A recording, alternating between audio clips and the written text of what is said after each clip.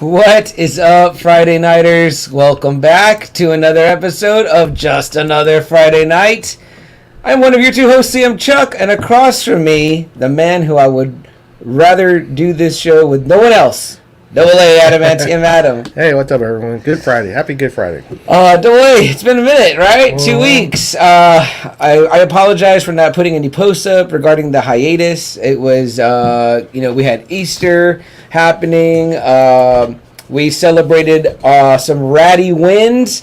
Thank you to Jerry D and Totally Rad Christmas and the Academy over at the Raddies. The voters. Yeah, and the voters. We won in several spots, Double A. Well, we were nominated for Raddest Duo. We did not win that one, but we did win for our episode 80s Toys on the Thundercats. Oh. So pretty sweet there. Nice. I was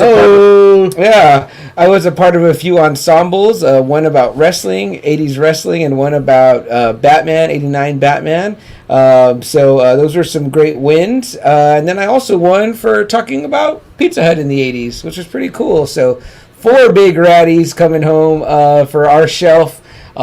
It'll be on this side of the shelf, so you won't be able to see the ratties, but they'll be there. Very proud of those to display. Again, thanks to the Academy at the Raddies and Jerry D and Totally Rad Christmas. Go check out that episode, the Raddies episode. It's super fun, super funny. There's even a slap. Someone gets slapped amidst they're presenting their award. But Corey's in the house. Corey says, was wondering what happened last week. Congratulations on the wins, guys. Thank you very much, Corey. We appreciate it. I hope we hope you voted and for making us winners. So cheers to that. But yeah, guys, last time we saw you, we didn't really talk any pop culture news, right? Double A, because we got right into our big football episode with a full house here and a little too much drinking from one of our cohorts there. But it happens. Apparently it happens a lot here. Yeah, I know. It's not a trend we want to continue. So definitely know about that. Kara says woot woot and put some awards up there. Thank you, Kara. We appreciate that. And Corey says, I know you're talking The Walking Dead, but I feel like there's a but coming, Corey. But go right ahead, Corey, because we're talking just catch up stuff right now. So by all means, if you want to talk anything, I am not caught up on Moon Knight, so please no spoilers. But I'm hoping to catch up tonight. If you do want Moon Knight, though, there is a podcast. I think they've been doing it episode by episode. Let's Talk Geek. Yeah, let's talk geek for a sec, yeah. They have been, I think they've been doing episodes. I believe reviews. So. Brandon and Nene, those young fellas, the young upstarts, doing their thing episode by episode. So we've been definitely check out their show to get some of their thoughts. They're great guests. We've had them on here, and they're great hosts as well. Real enthusiastic. Yeah. They got the enthusiasm of youth behind them. They even went out to Fiesta and did a live one there, and I was nice. I was like, hey, guys, you got us beat on that. I'm not dragging this guy out to Fiesta in the heat amidst the crowd with this equipment. Damn. So great job on that. Yes, but of course, we are definitely watching Corey for sure. A couple things I wrote down, though, Double A, some top of the show news, pop culture talk, and of course, anyone else wants to chime in with anything else, by all means. As long as it's not spoilerish, I'll talk Moon Knight with you, Corey. Sonic the Hedgehog, we both saw it. Yes. Sonic 2. Yeah. With Tails. Yeah. Did you love it? I liked it. It was good. My kids really loved it. Okay. Yeah. So good. That's kind of who it's for, right? It kind of really is. Like I was not a Sonic guy. CM probably was more. Definitely, big time. My brothers were Mario, so I really don't know too much about Sonic. So other than that, but I mean, it was good. It was entertaining. So yeah, the guy who does the voice of Sonic is great, or kid. I don't know if it's a kid. No, it's a dude. I actually saw him. It was right before the movie started. They had like the voice actors. Cool. Come out. It was like Idris Elba. And nice. I don't know who the guy who's doing Sonic. Sonic. Yeah, I don't know who the guy is. So. But yeah, Idris. I mean, that's pretty big, right? For Knuckles. Yeah, so pretty cool. Yeah. I was a huge Sega Genesis guy. Of course, my nephew. I did like that beginning. How the Sega. Oh yeah. They do all the games. Music. It was like the whole Sega thing was like all the old Sega games. Yeah. So that was cool. I think the movie is just fun. It felt just like the first one. It was fun. Jim Carrey was great. Yeah. It was very It did not hide what it was. It was made for kids, and it was for the kids. Well, loved it. Not even just the kids. I mean, when I went with my kids, but I can see it was people our own age. Yeah. The guys who probably were kids that were playing Sega. I saw guys in Sonic shirts. That's what I'm saying. So it wasn't just for the kids. It was, too, for, the gamers, too, that used to You know, it's all about the nostalgia now. It's the 90s. The 90s are the nostalgia thing now. Everything's coming back, right? And if you see the theaters, if you actually look, I mean, there's people that are just excited about it, just as the kids are, that are about our age, that are like, oh, man, you know, and it brings back memories. Yeah. The rose, the rings. You know, the sound, the tails, knuckles, you know. I think... you know, so it's a big nostalgia thing, and it's hitting its mark. I guess Nintendo maybe saw the success of Sonic, and that's why they tapped Chris Pratt, and now they're going to do this Mario movie. You know what? Just take it seriously. That's the thing about the 90s. No one was taking this shit seriously at one point. It was just like, oh, just throw it in there. It's a fucking stupid video game. Yeah, you know? Call anything Mario and make it look like fucking not even the game at all. You know, like, what the hell is this? It's like that Captain America movie that came out when it was like the Red Skull was Italian. It was like, man, really? Like, wow. Like, come on now. Like, you're really like thinking like we're all fucking stupid, you know? An Italian Red Skull. Pretty terrible. But like, damn. Okay. I'd watch that for its terribleness. And it's always up there. It's always up there. So, yeah. Corey says, YouTube channel, Cosmic Wonder does watch party on Disney. Oh, that's cool. Sorry, I'll wait till next week. Episode 4 is a huge game changer, so I'll wait till I see it. Okay, thank you, Corey. Appreciate that. Just make sure I'll do some research because huge. Oh, okay. Very cool. Very cool. We'll leave that. I think everyone else is probably caught up in our audience with Moon Knight except me. I am too. So. And, you know, we're going to have Jerry on. So Jerry's going to pretty much be our guy. Yeah. That kind of close us in. Oh, yeah, definitely. So. We're going to have to work out a time with that because I know he's doing. Oh, he's the one that Jerry's the one that told us, like, I want to be on y'all show. But he's doing Multiverse of Madness on Thursday, and I don't know if we're going to do it Friday. I don't know if I'm going to do it Thursday. We're going to do the Moon Knight that Friday. Yeah, right? Because we're not going to give people enough time to talk about it. Okay, perfect. You know, we usually like wait a week. No, I so know. Everyone can. I know we're going to do Moon Knight that week, but what day are you going to see Multiverse? Are you seeing it Thursday or Friday or I'm Saturday? going to see on one of those days. So that's me too. So we got to figure that out with Jerry because I know he already has his tickets for Thursday. So we'll try, Jerry, for us to both go Thursday, but I don't know if that's going to work out for us. But we'll see. We of course we very much want. I mean, my daughter is super excited. My wife is super excited because they're big Wanda fans. Yeah. And so every time they see it, they're just like... I'm pretty excited for it, They've been waiting to see Wanda again since, like, January. Yeah. Last January. Was it last January? WandaVision already? I think it's already been a year. It's been a year. Damn. Yeah, me too. I love Wanda, so I'm so looking forward to seeing her. And I love that you had to kind of maybe see WandaVision and know the events of that show to maybe, like, have a better foothold on this. So definitely looking forward to my wife and daughter are, like, super pumped up. They can't wait to see her. We're willing to work with Jerry, though. We could even push to potentially a Saturday evening or whatever if he's free. I know he's usually not free till after 9 because of kiddos, whatever, which, of course, understandable. Facebook user from the CJ. Facebook group. What up, CJ? I just saw a Facebook user pop up. And Jason, what is up, bro? Thank you for hanging in there with us 2 weeks. Sorry we missed last week. What's up, Jason? But Easter and all that. CJ says, when are we recording an Attitude Era? What is up? Oh, that's where you want to go, CJ. Okay. Yeah.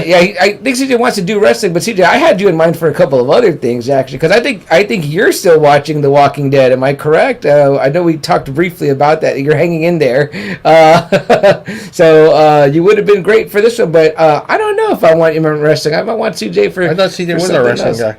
He's definitely one of our wrestling guy in Canada, but I'm just saying I think he'd be good on a lot of other things as well. Oh, okay. He's one of the few people I know still riding with The Walking Dead like us. Honestly, I mean, I'm all about wrestling. I love talking wrestling. I mean, you can see my shirt right now. It's kind of just a random shirt. I didn't even know we were even going to talk wrestling. I just threw this on. That shirt almost got bought off your back at the wrestling shop by Oscar. Oscar thought it was a real, authentic... who had a hell of a hardcore match the other day. I don't know if you saw that. Some guy went through a wall. It was TK McDaniels. It was their series of matches. Oh, yes. I was like, man, Oscar was really going for broke in that bit there, man. He was put the kendo stick to him and everything. I was like, damn, Oscar, you're really putting the bumps on this guy. That's pretty damn cool. So very cool. Hey man, CJ, man, if you want to do wrestling, I'm up for it. I love talking wrestling. Oh, the X-Man Xavier in the house. He says, my boy, glad to see you're still at it. Of course, man. I know a 2-week hiatus and it seemed like the world came to an end, but no, still here, brother. Still proudly doing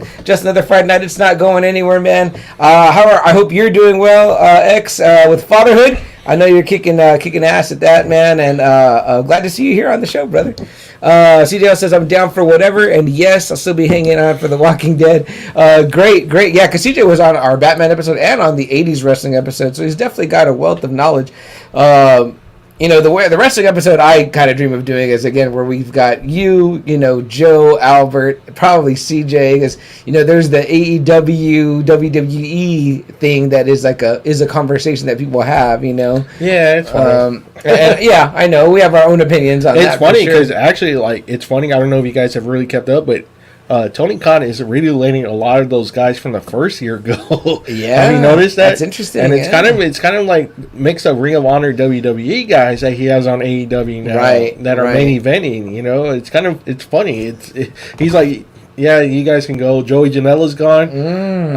One of the Jurassic dudes is gone. No kidding. Who else said recently that they were not going to be re-signing, which means that Tony Khan isn't re-signing them? It was another guy from the first year. I mean, definitely Cody would be the big name that went. It is, right? but it was like, wow, I thought you were in this for the long haul. It's funny though, but it's just a lot of those year one guys that me, you, and a lot of other people are like, man, they look kind of shitty. Remember, kind of like, man, these guys look kind of sorry, and he's letting them go for CM Punk, for Bryan Danielson. It makes me wonder, right? Though, could that become something where maybe it's like, hey, we move this talent and see what story WWE can make with them. Now that talent moved talent from WWE. Maybe we'll see what story AEW can make with them. And it becomes, to me, if it becomes a battle of story, well, who's got better stories? That's great. Then that's it good will for be. business. But you know what, WWE right now is at this point is just they're too much focusing on the product being a fucking show. Right. Not even a wrestling show anymore. Just a show. I heard one of the banned words he used was wrestling. He can't even say wrestling. They said they got pissed off with Cody because Cody said, I want to go for the belt. Right. That's one of his fucking banned words. I'm like, oh my goodness. You made your life on a wrestling show that your father wear it around your waist. It doesn't necessarily hold up your pants. So that kind of pissed me off. Corey says, man, I can't wait till Doctor Strange because huge rumors and plots release. Yep. Yeah. And then Corey says, have you have watched all the Disney Plus series? Multiverse of Madness has referenced a few of them. WandaVision, What If, Season 1, Loki. Definitely. Well, see, the thing was, WandaVision, I think, was supposed to be positioned last. Right. I think it was supposed to be Falcon and Winter Soldier. Mm-hmm. I think it was supposed to be... I can't remember the other show. And there was Loki, and there was supposed to be WandaVision. They were supposed to link into Doctor Strange, and whatever happened, the pandemic or whatever happened, it kind of threw that whole order away. So I was having a talk with one of my coworkers, Nick, a friend of the show at work, was talking about some of the shows that he watched. He's watching Moon Knight, of course, currently, and that he felt like Falcon and Winter Soldier kind of dragged for me. And he mentioned how some of them kind of dragged, and he was kind of saying they would have been better tightened up as 2-hour movies. And I was like, maybe you watch them in one sitting. But he was mentioning, the unreleased, as we know, What If Gamora episode or whatever, because they actually made the Lego figure out of it. But that was supposed to be kind of cool with Gamora and I think the Hulkbusters in there or something like that. That was an episode of What If that didn't come out. I wonder if we'll get that in a season 2. And because it looked like it was just all tied up for one long arc. Right. That we didn't know. We just thought these were going to just be random what ifs. Yeah. Like the comics. And it's interesting, right? Because it's okay, we're going to see, they do it this way, right? They make a show, Hawkeye, right? It just came out that they're going to do Hawkeye for award push, and it's got to fall under limited series. Yeah. So it can't, have a season two. Which kind of sucks, because it's almost sure, Kate Bishop is going to appear in these movies, maybe this, new Avengers are setting up or whatever, but you could still have her as a street level character follow what her solo arc is after those events. Well, don't call it Hawkeye then. Okay, something else. True. Well, but I think she's going to get the name. Yeah, but just call it someone else right now. But when the show, call her Hawkeye. Yeah, I could see that too. Yeah, interesting though. But I think some people might want season 2s of some of these things, and we may not get them. It's funny. These shows have been kind of hit and miss. WandaVision, it seemed like everyone loved it. Mm-hmm. And then it's like you said, Falcon and Winter Soldier. A lot of people were kind of up and down about it. But we liked it a lot. I liked it a lot. But you know what? It did take me a little while because I thought episode 1 and 2, I was kind of okay, it's kind of yeah. But then it went after that. But it kind of took a little while.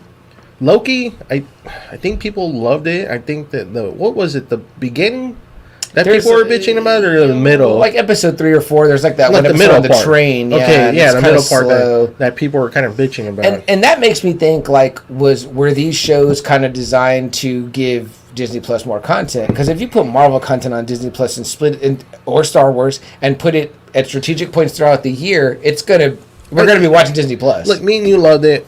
But I think what it is people want like full action, like in one whole episode. Yeah. You know, they're not letting them try and tell a story. Yeah. You know, I mean, we are getting like 2-hour movies. I mean, that's pretty damn cool to me, you know, so. Yeah. And, you know, it's once a week. You know, Yeah. so I mean, I like that too. So it's not kind of like you're not feeling burned out. You know? I like to that it gives me something to watch and look forward to for the week. You know what I mean? Like when other stuff isn't on, because stuff's constantly ending and changing. So you have maybe 1 or 2 things you're watching at a time. CJ says the problem with AEW is they can't book anything to save their lives. It's so schizophrenic. That's the thing too, man. That's just like a problem everyone has. Is you love storylines. You've always said that about the wrestling storylines. I have. These storylines, it's just like it doesn't go anywhere. It does it like it starts in the beginning and then it ends like right there in that match. Right. Like it took like a year to get Revival and Young Bucks back again in the ring. Yeah. You know, it's kind of like, man, you know, where's this going? And Adam Page, it's like people forget he's the champion. Oh, yeah. You know, it's like, you know, so. I mean, he's not, I don't think he's a bankable guy. I never thought he was good. I've never liked him. From Ring of Honor all the way to right now. One thing Vince has always said, and that you guys is like, you put the belt on your guy that's going to carry the company. And I'm like, Adam Page isn't a guy, you're not selling a shit ton of Adam Page shirts. You know what I mean? Like, I hate to say it, I'm not saying follow the McMahon formula, because, you know, it's funny that... But not even his formula. It's like Cornette says, wrestling is like the easiest thing to fucking book. You have one guy that hates the other guy.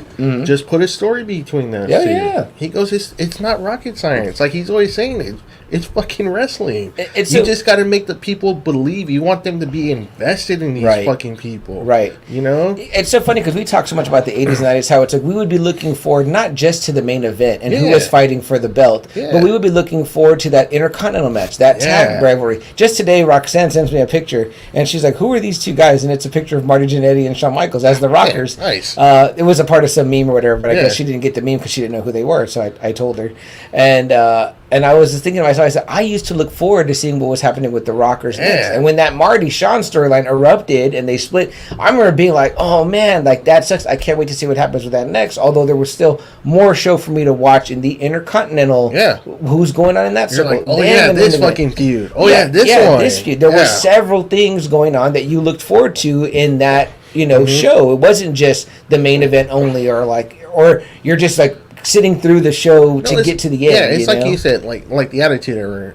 It was like you had Austin, Rock, Mick, Undertaker, Triple H, Kurt Angle, Big Show. It was like, man, right there is like 7 main event guys that either they're feuding with each other or they're feuding with someone else. You know, it's like, damn, you know, like down the line, you're just like, whoa. Before Rock was even in the main event picture, and you had factions like DX and the Nation, when you had tag teams like the Headbangers, the Brood, you know, it was like they were interested Hardys, Edge and Christian, that storyline between those three, that was like one of the most exciting storylines. You're like, holy shit, you know? You were very interested to see what was going to go on with those stories in addition to the main event picture.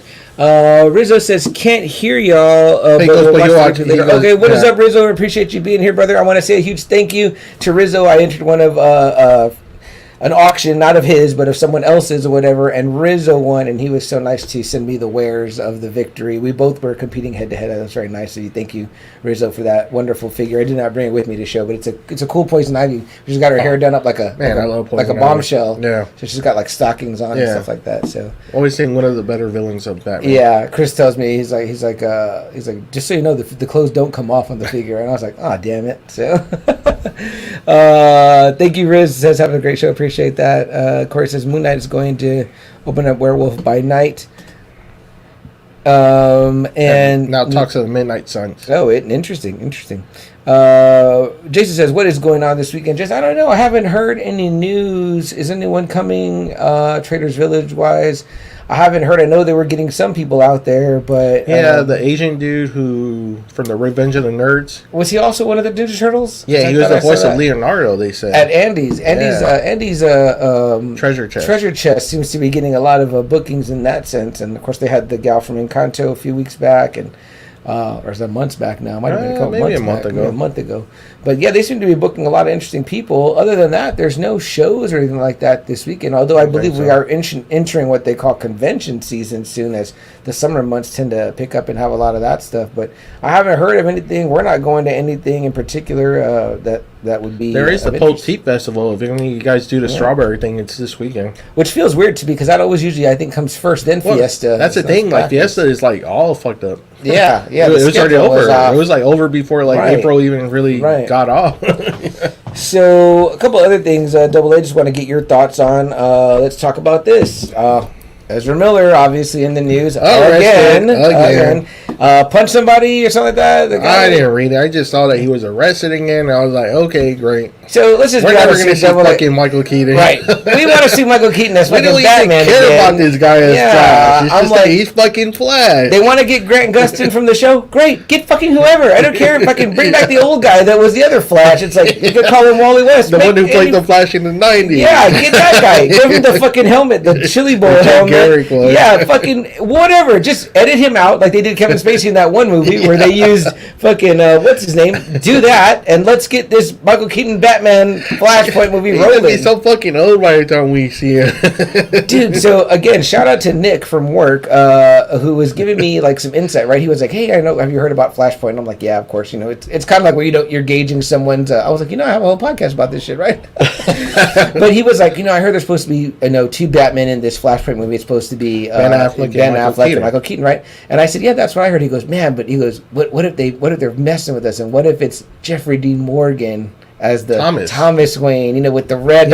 And I was like, dude, that would be the fucking shit if that happened. Like, I would fucking majorly geek out. But I don't know if we're gonna even get to see this movie, Double A. It's already got pushed to what, next year, right? They're pushing. First off, so I mean, I guess they need time to scrub this guy digitally out of all the scenes or whatever. Just get rid of this dude. Yeah, I don't know how many people are really invested in him as Flash anyway. So me and Nick had said, he says, "Man, this guy's on the cusp of like his really big break. You're going to be the lead in this Flash movie or whatever." Yeah. And I'm like, dude, yeah, they gave you a movie. You're the fucking Flash. They gave you a movie. It's like, come on, man, like stop fucking up. Yeah, get your head out of your ass already. You know what I mean? And it's like, I mean, already.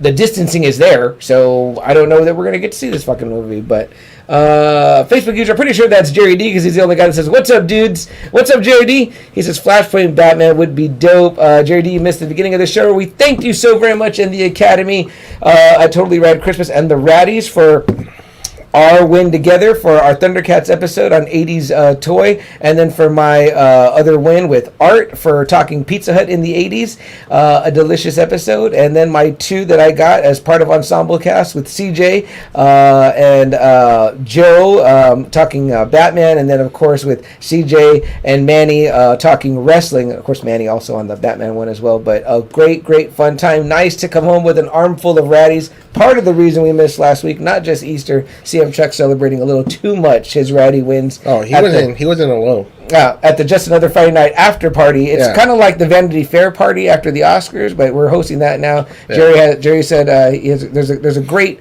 moment in the Raddies at the beginning when we walk the red carpet, and he talks about our lovely Just Another Friday Night tuxedos, tuxedo T-shirts. Says, of course, we class it up when we go to awards shows.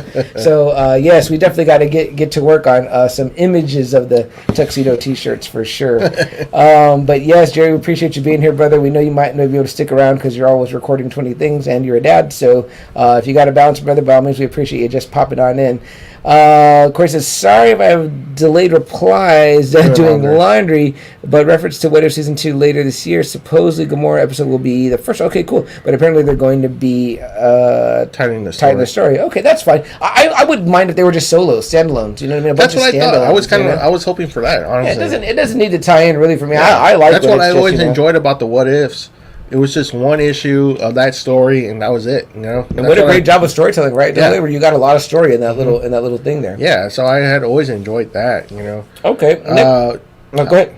What do you got left? Next? Oh well, Thor: Love and Thunder trailer. You can't not talk about it, right? Delicious. I thought. I mean, they didn't bury the lead. Gave us Jane right at the end. That was very, very fucking cool. You know, I was hoping they were gonna skip the whole losing the weight part, but it looks like that's going to be a fucking montage in the fucking movie. Yeah. Are you talking about like the beginning where he's kind of running? No, yeah, where he's exercising. He's doing the chains. He's getting back into Thor shape. Chris Hemsworth shape. We're going to still continue the comedic approach on this one. Well, what do you think about the very beginning, though, when he's running and you see him for a brief moment in the classic costume? I like that. That's pretty iconic, man. I like when Thor's Thor. Let Thor be Thor, damn it. Man, I'm tired of this fucking. That series. Buffoon. What's the series AA where he's over Oklahoma with Asgard or whatever? That's right? the Dan Jurgens run. Okay. Yeah, where he's he's Odin. Pretty serious in that one, right? Yes. Like that's like fuck. That's like the don't fuck with me Thor. That's like the strongest Thor I've ever seen in comics. That's when he first got the sleeves, right? Yes. The metal sleeves. Man, that's a great run. I would love to. I need to get that in fucking hardcover. I started reading that because of you. I was lucky because I really hadn't paid attention, but I looked at it again, or maybe I did, but I looked at it again and I saw it was Dan Jurgens that whole run. I was no kidding. Way to go, Dan Jurgens. If you guys don't know, I mean, he's the one that wrote the Death of Superman. Mm-hmm. So I mean, I had the pleasure of meeting him. Yeah, in Houston. I still haven't met him. He's one of the heavyweights that's still on my list. I would love to get. I would love to meet. Cause man, that Thor run was just fucking killer. That one is really phenomenal. And I don't think I even knew that. I would get him. I would get a hardcover of that. And get him to sign that bad. But the art's great in that too. It's the big chin Thor, where it's like the "Don't fuck with me" Thor. Man, I like that Thor a lot. Yeah, very cool shit. It was cool seeing Natalie Portman. It was cool seeing her. She looks good. It looks good. She's a babe. It looks good. Super. Love her. Yeah, I think it's gonna be fun. Guardians obviously are gonna be there. I mean, that's part of what's going on, So super looking forward to it. It's a great little tidbit. I know people have been saying like, "Where the fuck's the trailer?" Like we're not that far out, but yeah, there you go. This movie, guys, we've been seeing trailers for it since me and Double A have been going to the movies. I want to know if anyone out there in the Friday Night Faithful, any of you Friday Nighters are looking forward to it, or maybe have seen it already because I think it just came out yesterday. The Northman. Alexander Skarsgård, right? Nicole Kidman. Anna Taylor. Anna Taylor-Joy. Something like that. For Queen's Gambit. If any of you guys know Queen's Gambit. Total babe also. Very hot. I mean, like, she's a fox. And it looks fucking cool. Viking. It looks great. It looks violent. I've always been a big fan of the Vikings. I've read a lot about Vikings, the Norse mythology. Were you a fan of the show, The Vikings, though? I never got around to seeing it, though. My sister wants to see it. But I love the whole...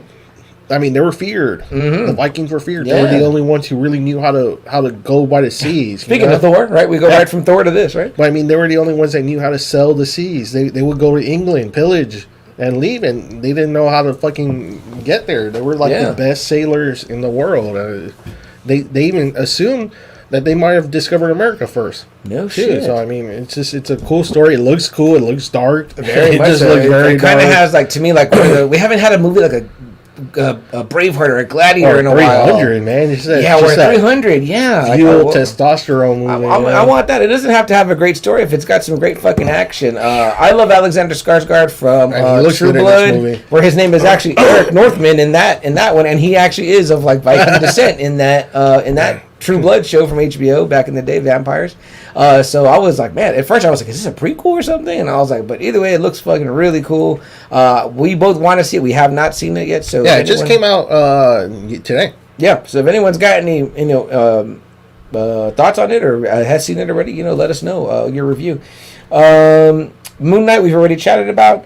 And then I think that's it. That's all I had. Is there anything that you had? Real quick. I had some comic book pickups. Yes. I love this part of the show. I picked up Ghost Rider issue 1. It's kind of redoing the whole story of Ghost Rider again. Great cover. Yeah, so... is this Danny Ketch or is this... It's Johnny. It's Johnny. Blaze. Okay. It looks like he's celebrating 50 years. So very cool. 50-year anniversary. It's a really cool story. I like it a lot. I'm a huge Ghost Rider fan. Mm-hmm. Love that. I'll check that out. This guy is just always one of my favorite villains, Sabretooth. Sabretooth has a little series going on right now. Yeah. That's issue 1. Here. And this is issue 2. I love the cover of this one. Check that one out too. That's badass. Yeah, I just like that. In full rage, We're getting great artwork from people. It's wonderful. Yeah, we are. Yeah, they're not too bad. And then real quick, before we go on to our main topic, but on HBO, they've been showing The Incredible Hulk again. The Edward Norton. Mm-hmm. And, I was just, like, I was watching, I was like, man, I kind of miss, like, these trees. I was thinking about it. I was like, man, what I loved about the Saturday morning cartoons was, we had Spider-Man. So we got to see all his rogues and all his family. X-Men, we got to see all their rogues and, the mansion. Mm-hmm. Then we had Surfer. We got to see, like, Space, Galactus, Thanos, Nova. And then after that, it was, like, the Hulk. Because the Hulk had a cartoon, too. Right, and we got to see, his rogues, Talbot, Ross, Abomination, Leader. Mm-hmm. And, when I was watching that movie, man, William Hurt is so good in that movie. in the first one. I know. Rest in peace, right? Because, General Ross is such an asshole in the Hulk series. Yeah. Man, he's just a fucking asshole. And William Hurt does a really good job in that one. Yeah. And I was like, man, I really miss, like, the heavyweights, their rogues gallery. I really miss just seeing that.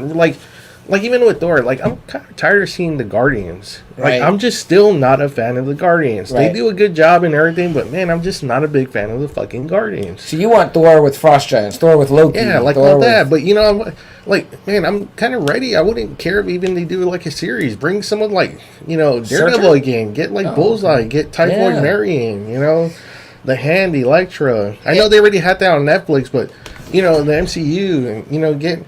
I don't know, Blade, get Johnny Blaze, get Ghost Rider going already, so we can see, like, Mephisto, we can see Blackheart, we can see Danny Ketch, it's kind of like... Satan. Son of Satan. It's kind of funny you say that, Double A, because it kind of feels... I was thinking about this today, actually, and I was just like, man, the way that, Spider-Man No Way Home left us is, like, we're getting ready to go into, like, the Spider-Man, like, a solo run of adventures, right? And it's like, that's cool, because it's like, now he won't be reliant on, like, any of the supporting cast. He's going to kind of have to do it on his own, and we're going to get to see, hopefully, some of that deeper rogues gallery.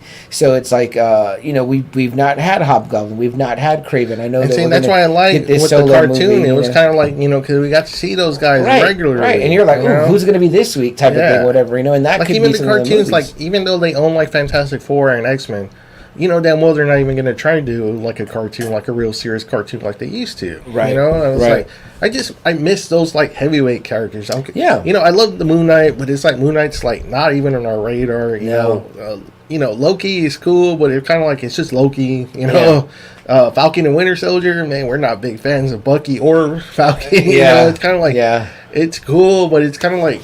They're trying to make it like a big thing, with like a new Avengers with like Kate Bishop and Sam Wilson and Bucky. Yeah. And it's just kind of like, and Shuri now is going to be Black Panther. I'm like, like this isn't the fucking Marvel team I want to see. I don't want to see like the B team. I get what you're saying. I don't want to see Valkyrie as a new Thor or Jane as a new Thor. I'm like, you'd almost rather have like a Thor movie that focused solely on Thor against Thor villains. Yeah, I think that's cool. I think that's. And then I heard something on Rob Liefeld's podcast saying that like somehow Universal still owns a piece of the Hulk, and that's why we haven't got a Mark Ruffalo solo Hulk movie. Which I was kind of like, oh, I thought they were done with all that bullshit too.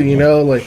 But man, I just want to see like the galleries, like the heavyweights again, like Captain America, bring out Crossbones and Red Skull and like Red Skull we got one movie with him and then he was like that's off. He became some entity that he doesn't even know who the fuck he is anymore.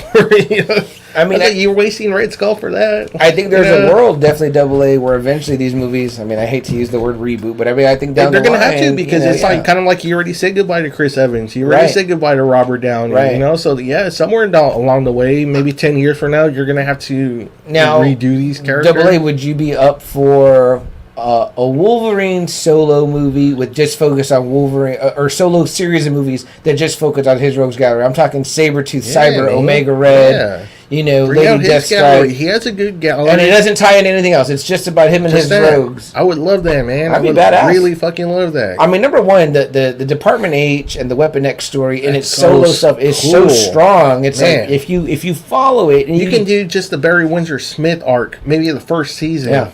And just focus on that, and it's like, when are we going to get the producer Double A that walks into a big Hollywood studio and he has a stack of books and he says, "You want storyboards already done and dialogue? Boom, here They're it is. Right there. It's right here. You get a director that can see that vision. You tighten it up a little bit, maybe on some of the dialogue, to make it modern. But the work's already done. Like that was the thing that kind of frustrated me with the movies. It was kind of like, man, where's Mr. Sinister at? Where's some of the other guys? Like Juggernaut, Exodus. I mean, like that. Juggernaut was kind of made still like a joke, even in the Deadpool movies. Definitely was a joke. Well, in the Deadpool movie, even that one, he's still.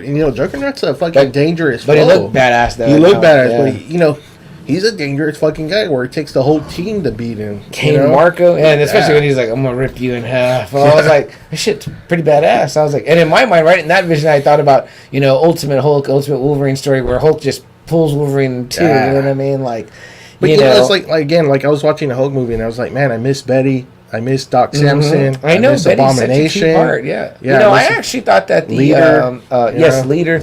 I thought that I loved the Liv Tyler one, but I also thought that Jennifer Connelly did a good job. She was the one bright part of that shit movie. And Sam Elliott too. Yes, and Sam Elliott. Yes, of course. Yeah. You know what? They should let Sam Elliott come back and replace him. So, looks like quite a few comments here. But yeah, man, it's just, I kind of want that again, man. Because like right now, I feel like we are getting like the B team coming in. Yeah. Like it seems like they're saying goodbye to all the guys. I'm like, and that's cool and everything, but man, it's just I want to see Steve Rogers. I want to see Peter Parker. I want to see T'Challa. And this is what's cool though about like them like saying like, okay, Spider-Man, we let Spider-Man do his thing with y'all, and they obviously built him up, but now we're gonna pull him away and let him do his own thing, whatever. And it's like the Marvel movies are so well done. It's like it doesn't need to always be constant world building and constant intertwining. If they happen to cross paths, that's cool. But it could be like you said, the characters are strong enough to have solo trilogies unto themselves. They don't need to always be doing that. I think maybe like Iron Man's where his 3 movies were kind of that way, but they weren't strong on their own. And see, that's the thing too. What I was afraid of with the Iron Man movies, the first one is so great because it's really just focusing on him. Well, Iron Man, we only know Mandarin. It's kind of like even like Liefeld said, there was like a long story arc where it seemed like for like a year he was fighting like Obadiah Stane. It was kind of like oof, Yeah. It was kind of like, man, that's not moving books, I'm sure. No. Like the only time Iron Man was ever really interesting to us was in the Avenger books. Yeah. Right? When it was like a big crisis going on. That's when it was like, okay, now we need Iron Man. Yeah, for sure. Corey says, Thor Love and Thunder is supposedly going to be a personal journey for Thor, peaceful, non-fighter, until he gets interrupted by Gore. Guardians, the Christian Bell character. Gore the God Slayer. The Guardians, I'm hearing, is only going to be in there briefly for like 30 minutes, but yeah, okay, that's cool. Jason says, y'all need Mario back on the show again. Mario Delgado of A Third Conference is always welcome on this show anytime. We haven't heard from him lately. We hope he's doing well. Mario, if you're out there, let us know how you are, brother. We hope you're doing good, and I hope to see you and talk to you again soon. It's been a little while. Of course, his guest, you'd like to hear in the next Guardian, as many characters will be there. Depart, killed off or Depart, just like get Adam Warlock. Yeah, sure, even then, I'm kind of like still. It's kind of like, man, Adam Warlock's not like just a lot. Yeah, Adam Warlock's not like one of our favorites either. Right. Yeah, I mean, like we have to admit that Eternals was kind of a miss. You know what I mean? Like, man, yeah, I was really excited about that one. They tried putting too much into that movie. Swing and a miss. If you would have just done a 2-hour movie, it might have been better. Yeah, totally agree, man. Totally agree. But shit, we could talk all night on that alone, right? But yeah, man, I just wanted to throw it out there. I'm getting tired of these. I'm getting tired, like we're getting substitutes right now, and it kind of sucks. I think you raise an interesting point, and I think that it's a very good point, and I think that it's a point that I would like to see what they can do on that, because that's kind of what they started to do with Thor as well, but then people didn't like the second Thor. And it sucks too, because I think Feige has already said like we're not going to see X-Men or Fantastic Four for like a year or two from now, so it's kind of like so we're thinking like 2025 probably. So we're going to have to like really deal with all this, like Peggy Carter. She was a great character, but man, more of her as Captain Carter, I'm like okay.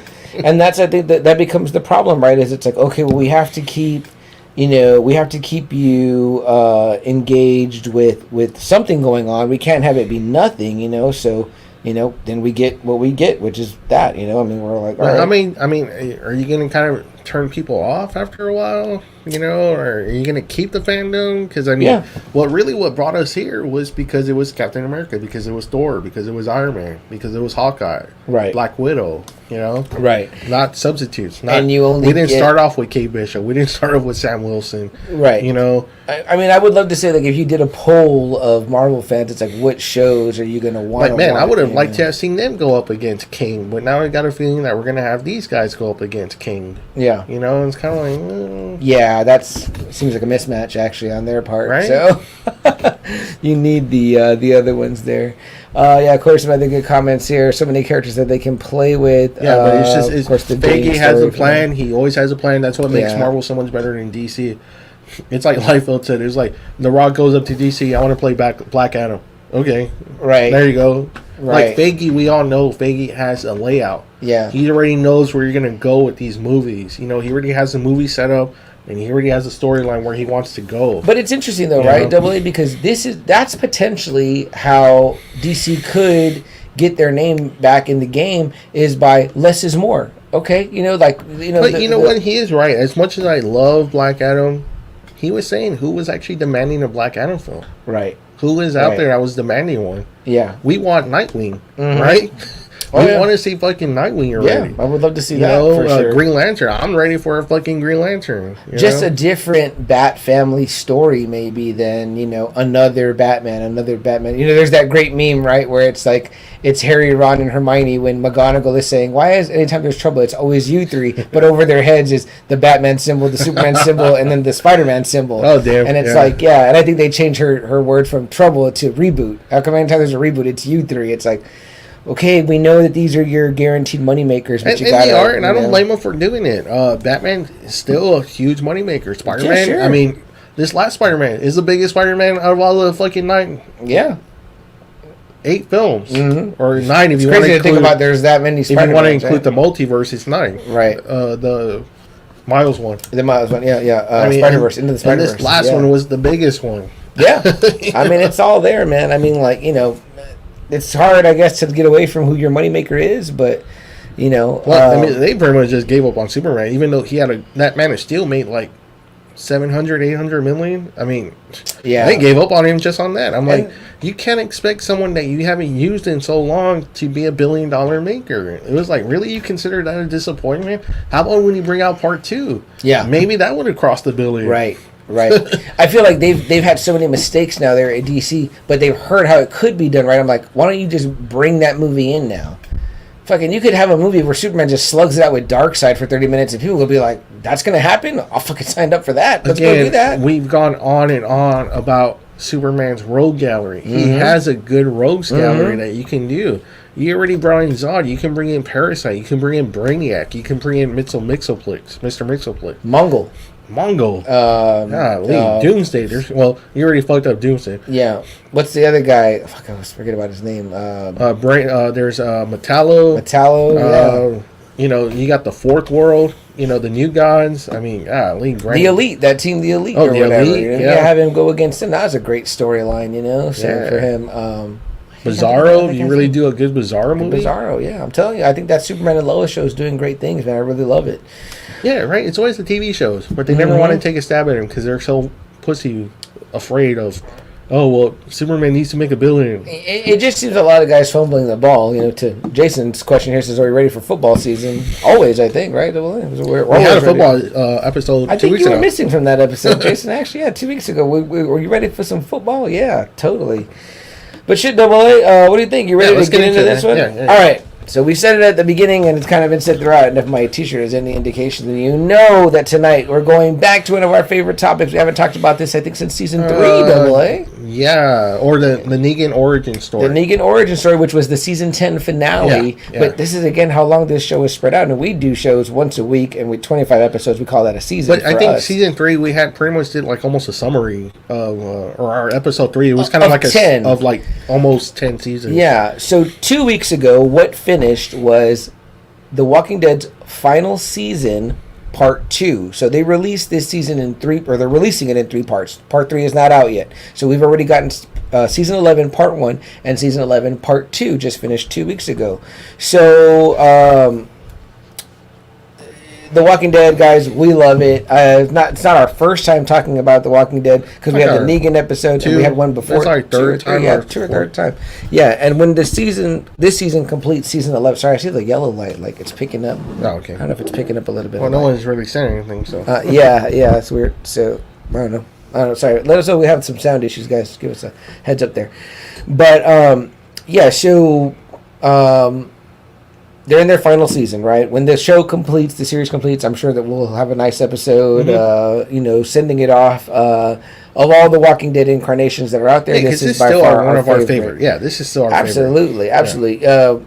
friend of the show, Friday Nighter, and Antonio Caruso had a post earlier. I think it was on his personal page, which would have been a great post for the Friday Night Faithful. But it was like, you're going to go to a desert island. You can take 10 movies, 10 shows, 10 books. What do you take? He cheated and did like 12, 12, and 16, what? Which I was like, come on, Anthony, you can't be doing that. But it was cool. I answered on his individual posts, and one of my shows and my show top 10 was The Walking Dead. Mm-hmm. Of course, also because it's a lot of content, and if I'm on a desert island, I want a lot of shit to watch. Guys, if you ever want to see a TV show, see like seasons 1 through 5, I believe. Mm-hmm. Man, top notch. And as much as the hate it gets, right, like, I still love it a lot after. I did too. No, we did too. But you know what? I actually was looking at Wikipedia. And man, for like about a good 5 or 6 seasons, man, Walking Dead was like getting fucking NBC numbers, CBS numbers, ABC. I mean, it was rivaling Big Bang Theory for like that top slot. And man, after Negan killed Glenn, oh man, I saw the ratings go down bad. Like, I was like, holy shit, it went down because quick. To me, a little bit right before that was what, season 7?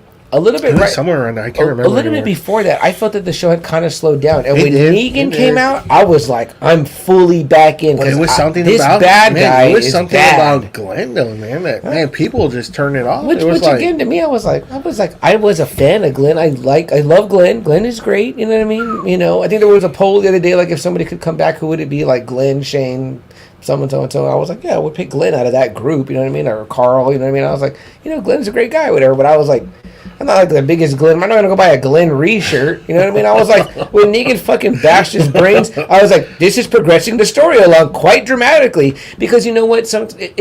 Come on. We had that scare with Glenn's death, right? Which I didn't want Glenn to die. Yeah. And when he was alive, I was like, yes, Glenn's alive. Yeah. But then I realized I was like, okay, well, now what? You can't have all the guys you love win. Game of Thrones taught us that, right? Oh man. You as in real life, bad things will happen to good people or whatever, and bad things happen to Glenn, real bad.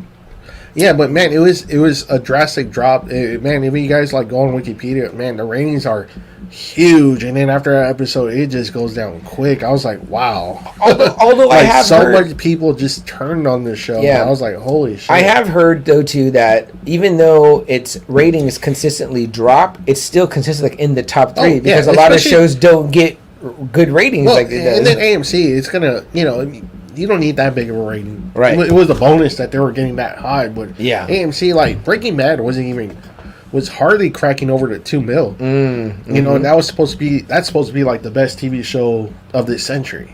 Yeah. It is a great show. Yeah, it is great. I love it a lot. But I love Breaking Bad. The show was like nowhere near like the top when it came to the ratings. You know, I mean, it was just it was nowhere near. Yeah.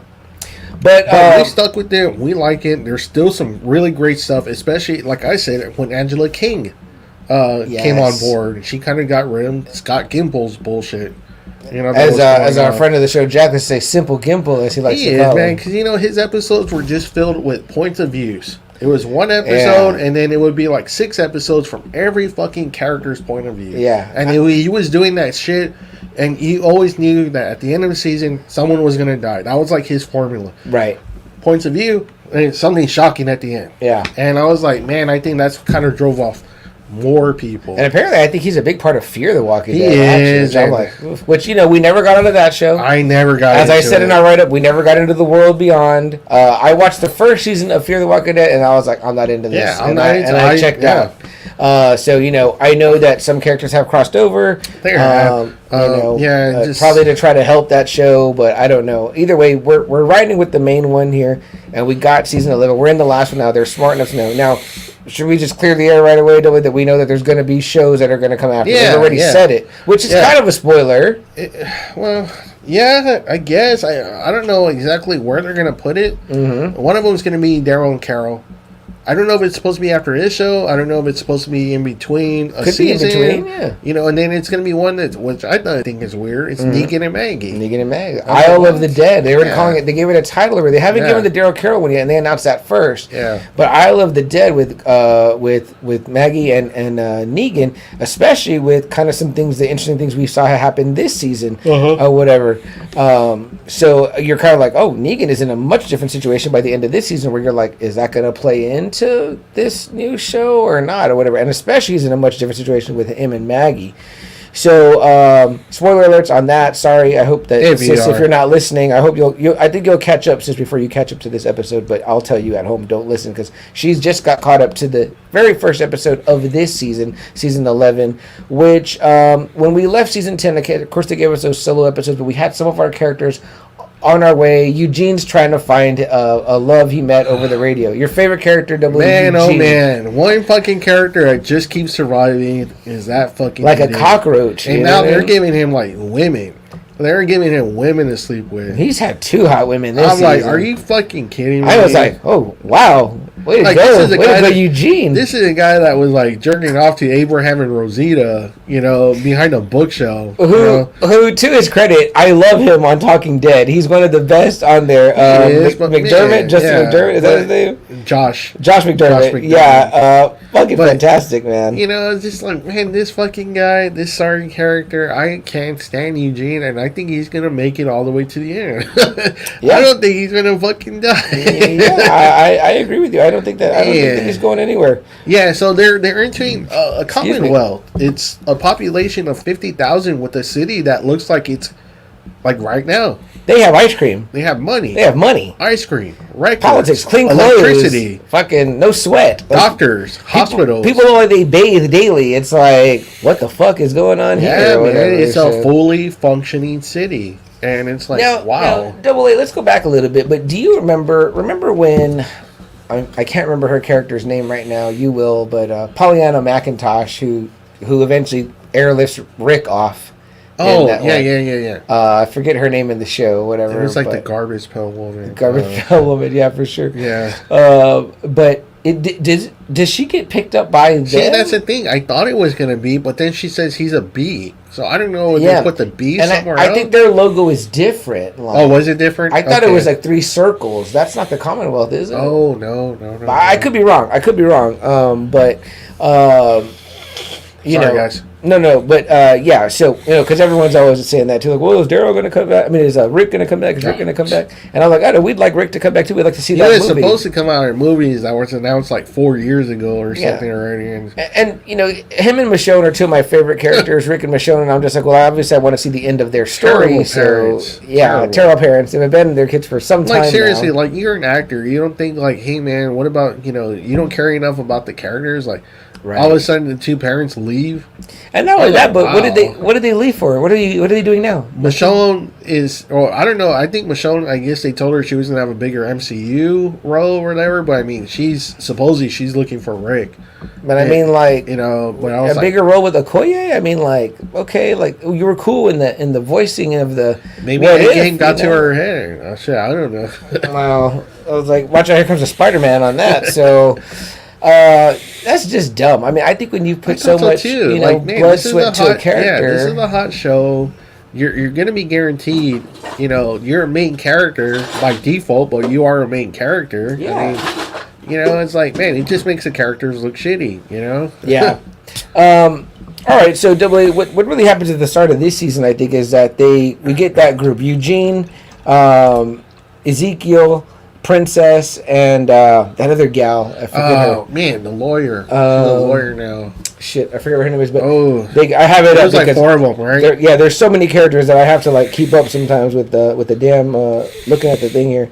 Yumiko, yes. They get there, right? And an interesting thing that happens is that she sees this wall of people and that her brother's there, and they're kind of going out seeing like, is there a better place for us to go?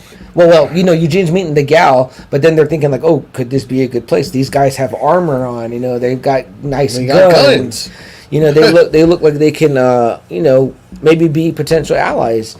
So, they're considering like getting in or whatever. Also, we have the return of Maggie, right? She was gone for a little while. I was happy when she came back. And we know she didn't plan on coming back, the actress Lauren Cohen, because she had gotten that other show. But it got canceled. And it got canned because it was going to be trash. And I'm like, why would you... Again, I felt like that about her. I was like, why would you leave a good character like Maggie? Like, that's fucking dumb, And it didn't make sense. It didn't make sense, but I guess I don't know if they're like contracted or whatever the fuck. So, anywho, so... these folks are out in the beginning of season 1. They do this big run, right? And like they get this food and they almost die. It's cool because it's like there's no talking or whatever, and like the floor is filled with like sleeping zombies. But like Daryl cuts his hand and they kind of wake up. Then they like, of course, wipe out all the zombies. It's awesome. And there's no dialogue. Negan's still his kind of like evil nature, I guess. Yeah. So it's definitely badass or whatever. But they get this big haul of food, but then they get back.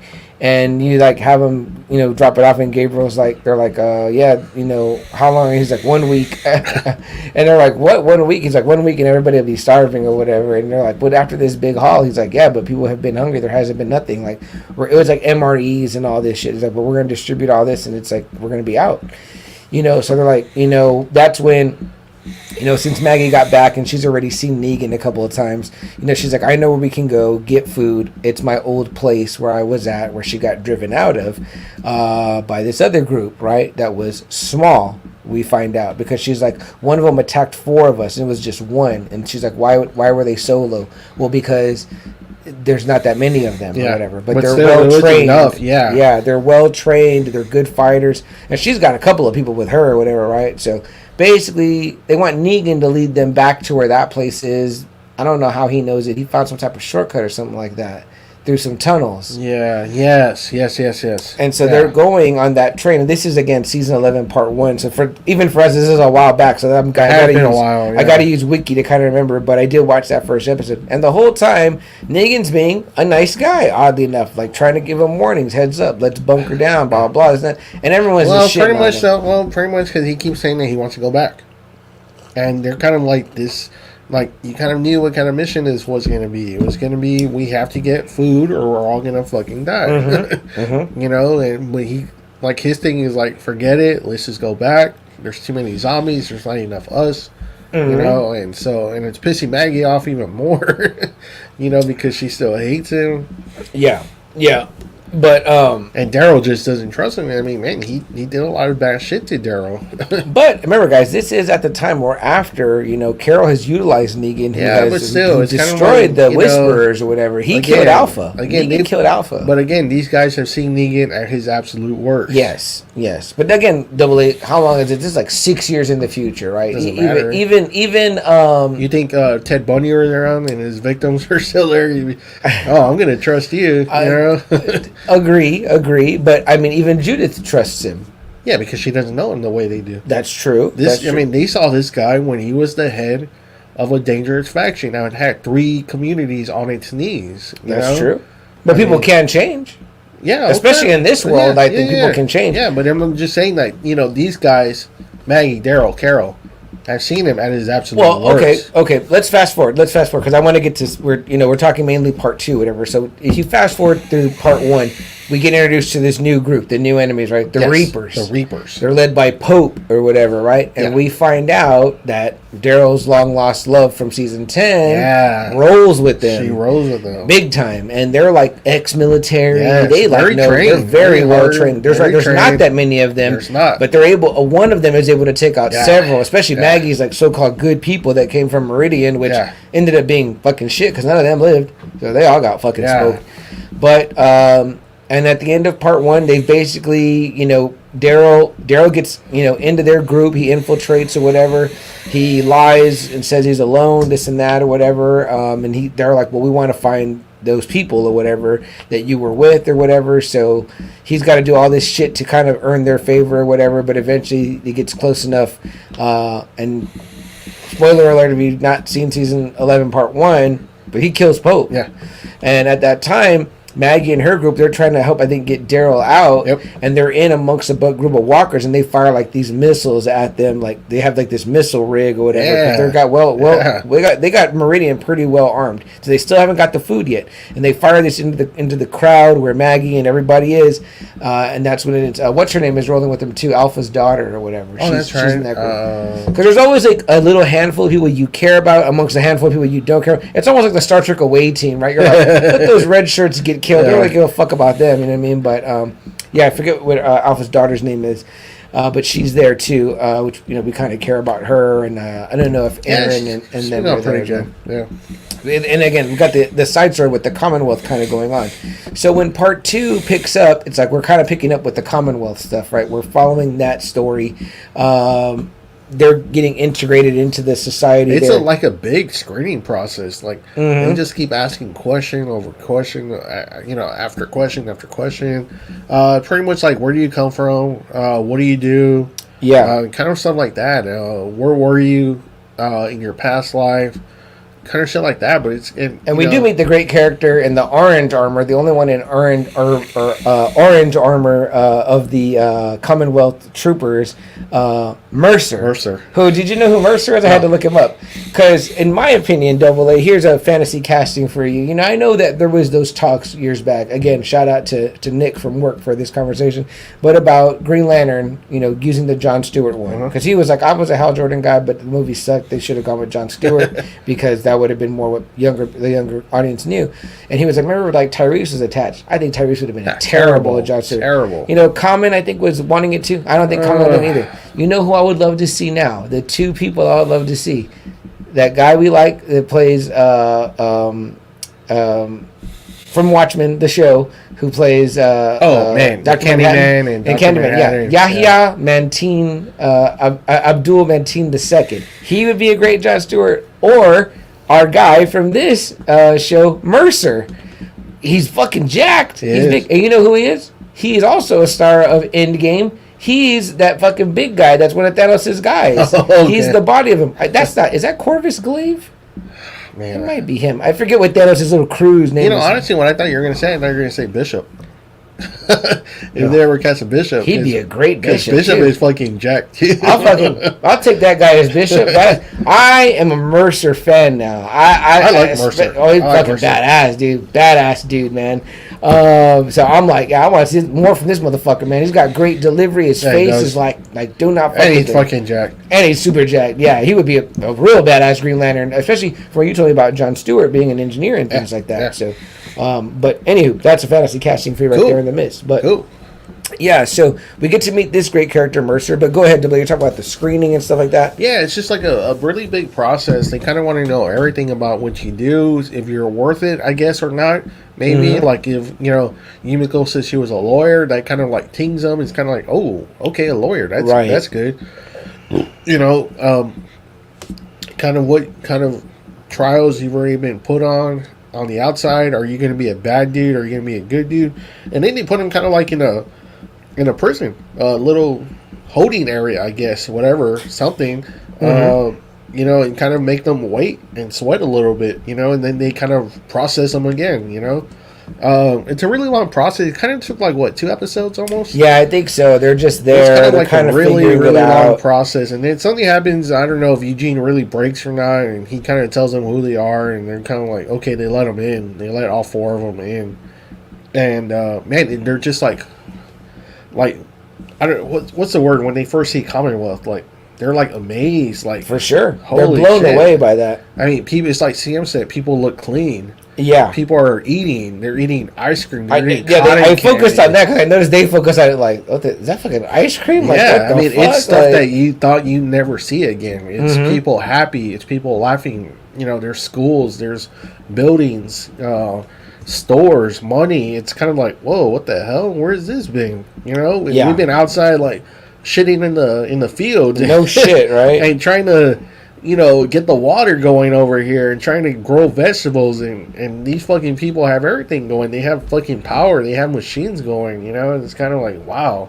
Yeah, so just for the record here, because this is what I was looking up. So the first season 11 part 1 is 8 episodes. It goes until it started in August of 2021. And it went until October of 2021. So we didn't get The Walking Dead season 11 part 2 until February of 2022. Wow, so it only we were waiting a while. So only 2 months? Yeah, but it felt like a longer time because it was like there was no Walking Dead for that time, but we were still like, what the fuck, you know what I mean? Like they took their Christmas break off or whatever. Like always. Yeah, like always, right. So we get that stuff where they're there. We also get Daryl getting integrated in there or whatever. And then, like I said, by that episode is episode 8. It's called For Blood. It says, the Reapers defend Meridian from an incoming herd. Pope suspects that Maggie is behind the attack while Daryl treads carefully. Alexandrians scramble to protect themselves when a violent storm leaves them vulnerable to walkers. I forgot about that happening at Alexandria. Yeah. And then this is the episode again where, Pope gets killed and they fire those missiles into the crowd. So when we get to the beginning of part 2, it says here, Daryl, Maggie, Gabriel, Negan, and Elijah battle the Reapers for food. Aaron and the Alexandrians must survive the storm, so that's still going on. Episode 10, it says, so remember we see this, Double A, right? In the Commonwealth. It says here, the heroes experience Halloween in the Commonwealth. Daryl and Rosita undergo military training led by Mercer. Carol investigates Ezekiel's medical condition. So this is like a subplot that's going on. Like this part 2 really is heavily in the Commonwealth. Yes, it is. It starts, we see that people are there. In fact, I think it starts with, you see a troop of Commonwealth soldiers coming up to the gates of Alexandria. That's right. Maggie's at the top. Yes. And then you see one of them unmasked, and it's Daryl. And you're like, what the fuck? And then he's like, it didn't have to be this way, and she's like, he's like, yes, it does. You know what I mean? So you're like, oh no, what the fuck? Daryl's gonna be up against the fucking. I told my wife, I go, watch, it's gonna be something where they've already talked. Like I said this in that episode, I go, watch, it's gonna be somewhere where they've already talked, and Daryl has to be like pretending like he's knocking at the door, because you know that Daryl and Maggie and them, they're like shit. Fucking family. Like we're talking season 2 here, right? Yep. So So I told my wife, I go, watch, it's going to be some bullshit. Watch so how's she doing with the show still? Is she still invested? She likes it, but she's really, really hoping for an ending that's going to satisfy her. Okay, good. Because she's like, we put too much time into this show, and I want a definite ending. Okay, good. Because we got to say that, right? Like me, you, your wife, like my sister, probably like some of the last 4. We know that, I think even Friday Nighter Jack has gotten behind because he's gotten behind since he became a dad. He was kind of in there with us. Yeah, he was kind of, But I think because he was doing Fear also. So the season's been really good. The Reapers, they kind of stick with them for like a few episodes until they finally just get rid of them. Yeah. What's her name? What's Daryl's? Let me see. Her name is I forget her name too. She's played great by. She's wonderful. Lily Collins, is that her name? I believe so. Let me see who plays Leah. And she was great. Like she came out like in Wolverine Origins. She's come out like in a whole bunch that's right. That's where she's from. Yeah, she's come out like in a bunch of movies, and she's great.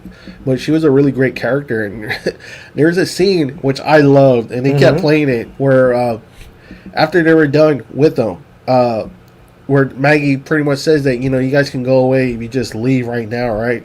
And they're leaving, and then all of a sudden Maggie just walks behind them. She pulls out her gun and kills 2 of them, and she wounds Leah. But I was like, holy shit! I was like, damn, dude, look at Maggie go. Maggie is brutal, man. She was like, fuck these guys. They ruined my fucking place I had. I think she said she went where, in Tennessee, Kentucky, somewhere in there. Yeah, she went that far. Lynn Collins plays Leah.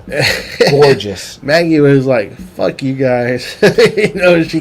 She kills 2 of the 3. She ain't leaving no loose ends, man. She's like, and Daryl looks at her like, "Holy shit!" And Negan is like, "Oh fuck," because she shoots at Leah too, where you think that she wounds her. And this is like, I think that she knows that this is Daryl's ex. Like they had something. I don't know. It's still kind of dangerous. I think she just kind of misfired. And Leah's sparing Daryl early on. Yeah, cost her all this. You know what I mean? So that she got fucked on that situation. And it's kind of a while before she kind of gets back in the picture. But after that, it was kind of like, damn, it's brutal because Daryl catches up to her and tells her to leave, like get out, before Maggie finds you. Yeah, because he's trying to repay the favor, since she saved him with them or whatever. But so we end all that Reaper stuff, and Carol eventually gets Ezekiel some emergency surgery that he had to be in some line. Stuff with Hornsby, like Hornsby's is Lance Hornsby. Of course, it becomes like a whole political game. Yeah, like always, they kind of rebuilt this society, but there's still all this bullshit. Yeah, Lance Hornsby is fucking excellently played. Your classic sniveling weasel by Josh Hamilton. The actor that plays Mercer, Michael James Shaw. I want to just see who he plays. Yeah, he's Corvus Glaive in Infinity War and Endgame. So obviously the man's got fucking some chops there to be part of Thanos' crew and all that. So very cool. But yeah, so that's going on. Like we said, they kind of experience Halloween, and then like I said, Lance Hornsby, he's got this agenda that we don't know what it is, right? Double A, he's fucking trying to, Carol is obviously from this strong group. Yeah. He knows that. She wants things, and he's like, well, I want things too. So he's trying to, use her for intel, things like that. Yeah. And, they're trying to do the one-hand wash and other thing. We all know by this point, like, what a strategist and what an intelligent person and leader that Carol is. Yeah, Carol became. She's nothing like we were watching some of the season 1 episodes, and it was like, man, it's weird seeing her like this. Yeah, the abuse victim and all that. Just like not woman no more, that man. just does the See, laundry. Double A, people code. change. Okay. Negan could change. Okay, well, she didn't do as much damage as Negan did. Sorry. I'm going through changes. Sorry, you're still not gonna convince me on that game. Sorry. All right, so by episode 12, and we only got 16. There was 8, and then they gave us another 8. Yeah. I'm guessing we're getting another 8 on the back 24. end. I'm guessing, right? Which is almost like 2 seasons worth of Walking Dead, I guess. Yeah, so again, they have fucking Halloween there at the Commonwealth, and everyone's like, what the fuck? It's homemade costumes. It has that old vibe, right? Yeah, I know. With walkers, which I'm like, really? You fucking put this in there? Yeah, I'm like when Daryl was like, okay, that's enough. Yeah, it's like, knock it off. Like, right. Yeah. No problem. And then it's kind of weird because you see, Daryl and Rosita, like police academy style, getting trained by Mercer. They got to go in there. They got to wear that bullshit stormtrooper armor, you know what I mean, and try to learn to be kind of cops or whatever. But everyone's from our group, we know, is playing their part. Like, let's get in, let's figure it out, let's, like, man, if I was one of them, I'd be like, man, this is really nice. It's way better than fucking living in our shithole. Remember a couple episodes later, the one girl, Negan's old girl that was like by his side forever, she fucking, they let her in. She decides to tell Maggie, like, I'm out. I'm like, yo, I'd be fucking tired of my fucking balls reeking, my fucking mouth tasting nasty. I'd be like, when am I gonna get my next meal? Yeah, they have hot water. If somebody, one person came and was like, damn, ice cream, I'd be like, I'm fucking, fuck you, Maggie. They have fucking cars rolling in. Yeah, it's like, holy shit. Yeah, I mean, like, what the fuck, man? I mean, like. Exactly. Like, I'm like, yo, can I just go on vacation there? Go check it out. I'm putting my services with these dudes. Anything these dudes want, I'm fucking doing because I want to eat. I want to have money. I want to spend money. I want to fucking have a door and fucking jerk off in privacy. I mean, what the fuck, man? So it says here in this one, Aaron and Maggie meet Governor Pamela Milton. This is an interesting character, right? Pamela Milton as they tour Alexandria, Oceanside, and Hilltop. Ezekiel finds himself lucky during a routine checkup because he's getting better. He got cured from his thing. And then it says Eugene processes Max's story. So here's another side thing. We find out about Double A's favorite character, Eugene.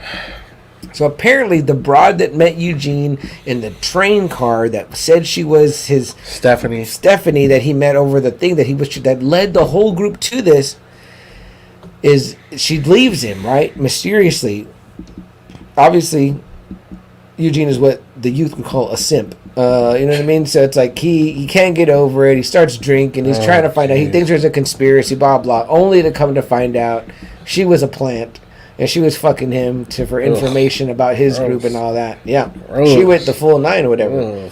But then, in a twist, when we're like, Double A was happy that his favorite character was getting fucked over because he sucks. Oh, man, I laughed hard. We only find out what? An even fucking hotter babe was the real chick. And it's like, Mercer's sister. And I was like, oh, man, that girl is a straight up fox. I was like, no, please no. Yeah, so she's like, I'm the real one, Pooh Bear, or what do they call each other? I don't know. Some bullshit. And I'm like, what, this motherfucker going to get lucky again? Yeah. And he does. He does, and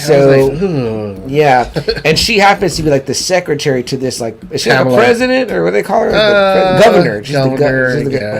A new governor. Man, does she have heads on her? She needs to get some zombie heads on her. He knew what he was doing. Yeah, he knew what he was doing, and she knew what she was doing. He didn't have a Hornsby. I don't think she knows what she's doing. Yeah, because she has a Hornsby. Exactly. And now this chick is trying to investigate what she's doing. Right. Because I'm like, really, again, you're like, you got this fucking place. You rather be on the outside, than being inside. Like, well, the thing the thing is, Double A, is that Pamela Milton and her fucking piece of shit son. The son fucking sucks. And he's fucking over Daryl a lot, which, you know, as just a fan of the characters I'm watching. Daryl, a lot of desperate people apparently that get super desperate. Now, but you know, as this far along in a show like this, right, Double A, we feel certain ways about our characters we like, and like you feel about Eugene, characters we don't like. Yes. But when it comes to fucking Daryl and Rosita, Aaron and the gang, I'm like, man, these guys don't fuck with them, all right? Yeah, even Negan. Negan is my guy. Yeah, even that too. Even I would be like, man, don't tell this fucking dude what to do. Yeah, like when that one guy says, he's like, oh, you don't get a vote, asshole. I'm like, who the fuck are you, no-name character? See, Double A, even though Double A does not love Negan, he's like, he's an asshole, but he's our asshole. Yeah, because it's like this guy still was a leader. And he's Batman's father. Well, kind of. Okay. So, yeah, exactly. This guy was a leader. This guy defeated the Whisperers. Let's just not take that away from him. You know what I mean? So, but yeah, so there's all that bullshit going on. But still, it's kind of like, why are you putting this conspiracy in there? Why is anyone trying to do anything? It's like, man, you really want to go back to the outside world? Yeah. Man, the outside world just looks like complete shit. Well, that's the thing. Even when Rick had Alexandria going, right, it still didn't look that great. Yeah. When him and Michonne were security, yeah, I still felt like there was no AC in there, and they were having like stink sex. I was like, oof, man, I don't know what that's fucking like, hot and stank, you know. So let's see. Corey says, guys, sorry, I gotta go. Look forward to next week, man. Watch Moon Knight, including Wednesdays. Don't worry, Corey. When we do the wrap up on Moon Knight, it's going to cover the entire 6 episodes. So we hope you'll be here for that one. Can't wait to see what happens. Same here. He says, good night. Good night, Corey. We appreciate you being in tonight, buddy. Here in the comments, hanging out with us. But yeah, Dylan, so there's this plot, because obviously the top government officials of this Commonwealth are pieces of shit. So of course they are. In this episode, it's like no one learned the lesson. Exactly, I know. Well, they're trying to do things the old way. They're using money. That's what I'm saying. It's like, really? Yeah, when there's money, there will be social status or whatever. So in this episode called Warlords, episode 13, it that's says a good one. Maggie, Lydia, and Elijah. Lydia, there you go. Yeah, Lydia, that's her name, Alpha's daughter. Help a stranger from another community called Riverbend. They run into Aaron, who tells them about a mission he embarked on with Gabriel as emissaries for the Commonwealth. That's where they learn about that bullshit. That had Michael Biehn in that one. Yeah. I think we also missed, we kind of glazed over, but the death of, what's his name, Alden. Alden does get killed at one point. Oh, yeah. That happens. Yeah. And if we do back up to an earlier part, Double A, I think it's as far back as episode 1 of season 11, but when they're on the train with Maggie, and the guy that deserts in the middle of the night, you know, she lets him die in that car. Yeah. I mean, how did you feel about that? I mean, because I've been on the fence with Maggie for a while now. I like Maggie. I'm sticking with Maggie. She's my leader. Okay. All right. There you go. Double A. Enough said on that. Yeah, because everyone else walked off. Yeah. And she was like, you know, and he was like, you know, Alden tried to save him, and they were like, no. And even Negan kind of got in there and was like, come on, we ain't going to help this guy. But once Maggie spoke, he backed off. He was like, all right, I know where I stand. And yes, there was that other scene where he kind of fucks her over, where he lets her fall. Yeah. And he's like, and then he tells the truth, though. He's like, hey, group, she tried to kill me. He's like, and when she was in trouble, I didn't try to kill her. I just didn't help her. And I was like, okay, that's very Negan of you, Negan. So in this next episode, it says here, Maggie, Lydia, and Elijah help Aaron and Gabriel on a rescue mission. In the chaos, Negan finds himself watching over Herschel. Sebastian coerces Daryl and Rosita into pulling a heist. Yeah. This kind of reminded me of the Zack Snyder one almost, a little bit. Which one? When they paid Batista's group to get the money in the casino in the middle of the zombified Las Vegas. Army of the Dead. Yeah, it was kind of like... Zombie... Yeah. It was something, but I was like, really? You're going to go that plot? They just went right to there. Like, go to the city or the subdivision. And, the house that has the money. Yeah, they're like, hey, we had zombies too. Like, we already got zombies. So. Yeah, I didn't fucking think about that. But yeah, it is the... I told my wife that. I told my wife that. I was like, hey, it's kind of like that movie that you saw. I totally didn't make that fucking connection. So right now, that's very good, though. But, of course, Daryl and Rosita kick major ass. Yeah, they do. And they get this little bitch their money. But then Mercer kind of pulls his first move. He gets pissed, because he find out that Daryl and Rosita are not the first people that he's paid to do this, or I guess forgive whatever debts they have. Apparently, he's been using people that are super desperate or in need of help. Yeah. Okay, well, if you do this mission, I'll forgive it. And a few of them have died, apparently. Yeah. And they tell Mercer this, and Mercer gets fucking pissed, and he kills the 2 dudes that are Sebastian's, like, personal guards, and they're dirty too as fuck. And Mercer throughout the series is a guy that like follows rules, and he's kind of telling everyone because he's like, it's a good spot. He thinks like you. He's like, look, do you want to like not eat? Do you want? Like, he's like, I'm about protecting this community, and I'm about protecting like y'all. His sister, those people. I mean, like, even though him and her bicker, but like I love the beginning. You go back to like when. Him and Ezekiel are first kind of confronting each other. Ezekiel realizes he's the guy in charge, right? Yeah. He starts going through his little like, I got you broken down, and he's like, some beat cop, blah blah. So at the very end, when they're finally going to get into the Commonwealth, he's like, you're about to be led in through by a beat cop, and then he's like, I went to West Point, asshole. I'm like, man, fucking like so great that exchange with him and fucking Mercer and Ezekiel. I love that shit. But yeah, so now we kind of see like, oh, maybe Mercer could be on our guy's side because he's kind of conflicted because first off he knows there. Well, first off he knows that dude is dirty. Obviously, that's Sebastian. I mean, that's just fucked up. Fuck that dude. He's your classic fucking. Every guy you've ever hated from every Weasel fucking movie. Give me a Weasel double A. The what's his name? The little bitch from fucking Green Mile. The one that Percy. Percy. He's Percy. Stegman from Payback. Have you ever seen that Mel Gibson movie? Stegman from Payback. Fucking great one. I mean, like, he's that little bitch. Even Hornsby's not that much of a bitch. No. This guy is the true sorry fuck of the thing, and it's like, but he's the son of the fucking governor. And that's the thing. Mercer now is kind of like.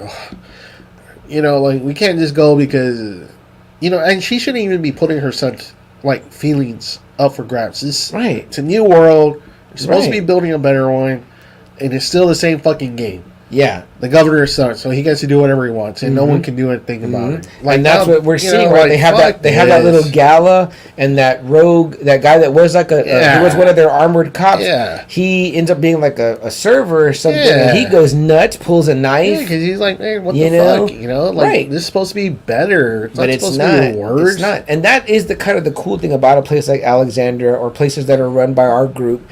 It's kind of like everybody works and everybody benefits or whatever, right?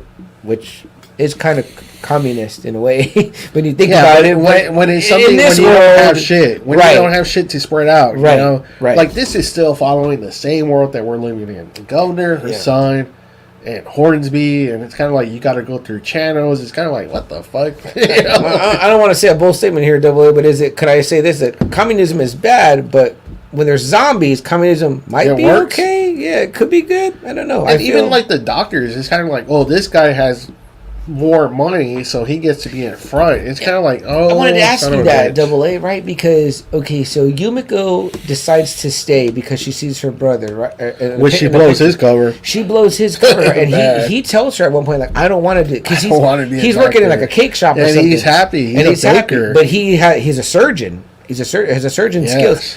And like, they don't really ever show like where it flips. He just is suddenly a surgeon. Well, no, there is an episode because she keeps fucking blathering it like loud. And there's an episode where they're having like tea or lunch, and they grab him. Oh, I didn't remember. Yeah, they grab his ass, and you're like, "Oh shit, are they gonna kill him?" And then the next episode, you see he's a fucking doctor. Again. Oh man, that fucking bitch sister. Yeah, like, she just couldn't keep her fucking trap shut. Yeah, I mean, there is something to say. Like, this guy obviously doesn't feel like with great power comes great responsibility. Because I'm like, not anymore for sure. But I just mean, like, damn, kind of shitty of you. Like, you let people die because you didn't want to do your job that you at one time learned to do. But I get it if he never wanted to do that to begin with, because maybe the parents.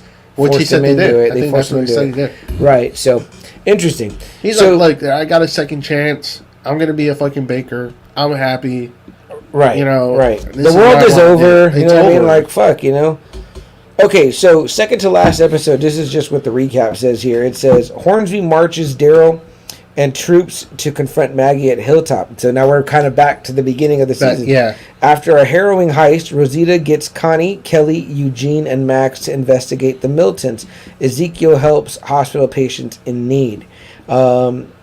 So that's going on now, right? Like, we know that there's this waiting list process for hospital needs. Ezekiel obviously got help because Carol curried some favors, but Ezekiel, being the guy he is like, I bet if we run this little side hospital out of like a vet clinic, we could help a lot more people if I have someone willing to help me, which is Yumiko's brother. So he's getting people care faster, more often. He's kind of running like almost like a ER, you know what I mean? Like, so that's kind of cool, There's always those aspects about certain characters that makes them more more, likable and endeared to.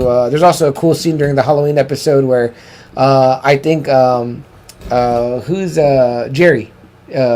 Ezekiel's guy Jerry, his kid dresses like a tiger or whatever, and they happen to love. He lets them use Shiva's collar, and then eventually, Ezekiel gives it to them, and it's kind of like a cool callback to Ezekiel. I always liked Ezekiel. Yeah, great character, especially since our moment at Dallas, me and Ezekiel, and he was telling me off, that I was dressed wrong. I was like, I'm happy to be told off by you, King Ezekiel. Very fucking cool.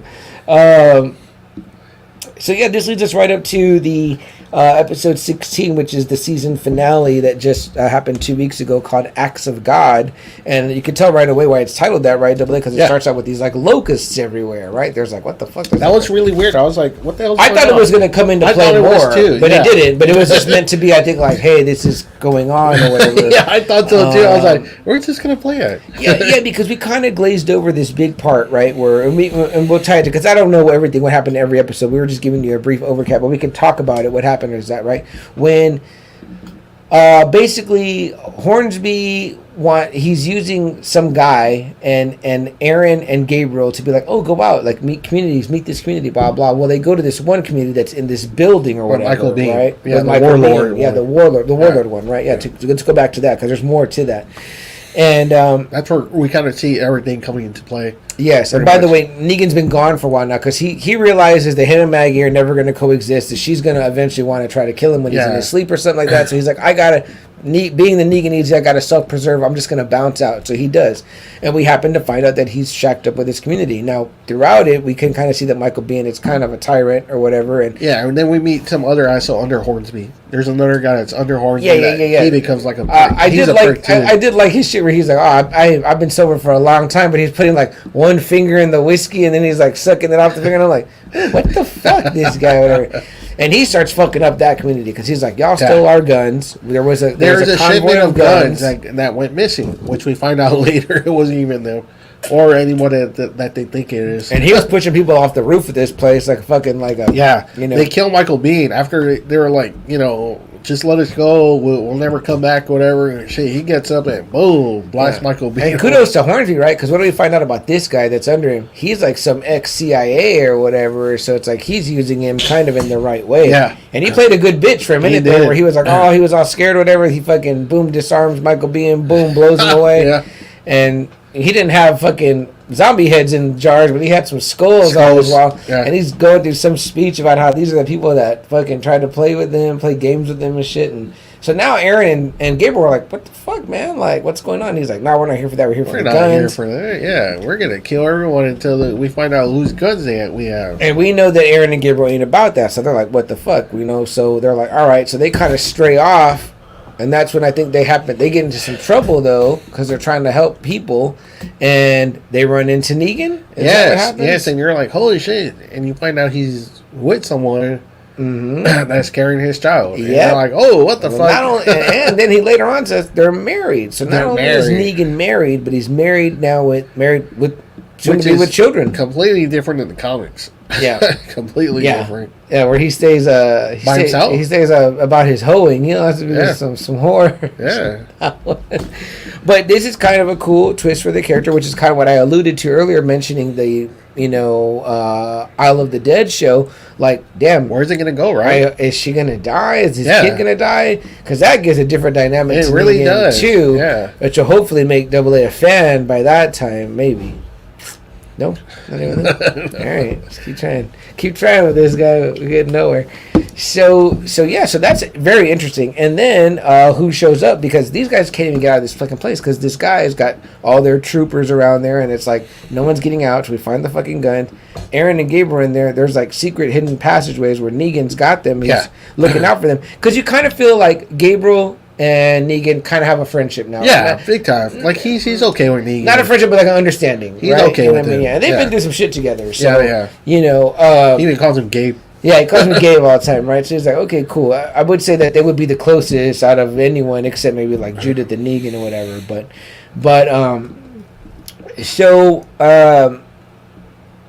He's hiding them now because they're pretty much well, y'all know something or y'all did something or whatever, Aaron and Gabriel. So they're like, fuck, what are we going to do? And then Maggie shows up, right? Then Maggie shows up, whatever. Because of the previous episode where that episode where the guy came with the map. Right. So, yeah. It's doing a little bit of that, like backstory telling, like something happens and then he kind of backstory us and tell us. And so then it's cool because you kind of feel like, oh, thank goodness, like they're going to be okay, whatever. And Maggie gets to meet Negan's wife and they have some exchanges and it's kind of interesting. And she's like, Negan's new wife says something double A that you might want to think about, which is that we've all done shit in this world that is not good. You know what I mean? Okay, but Negan did shit to her personally. Hey, Maggie, Carol shot 2 little girls in the head and the back, and you're still cool with her. Yeah. I'll toast with you. Damn it, just to find out his back, baby, and disagreeing at all. Fuck Negan. So carry us through this one, though. Like, what happens next? They get out of this place, right? Yeah, they get out. They end up fucking killing that dude, the CIA guy. Fuck that guy. They shoot him just enough where he survives the fall, and then the zombies come alive and eat his ass. That's pretty funny. That was pretty funny. That was pretty great, man. It's good.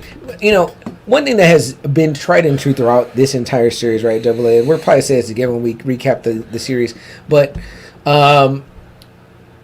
the fucking makeup and the zombies are like the best looking, man. That's always been top When notch. they get to go for a feast, man, they really are like you're like, oh fucking shit, man. And it's kind of consistent through the show where they're like, the worst way to die in this world is by them. Yeah. So you're like, when you see someone really getting like becoming a buffet, you're like, holy fuck, that's not good. Yeah. So yeah, man, really, really good death for that piece of shit guy. Yeah.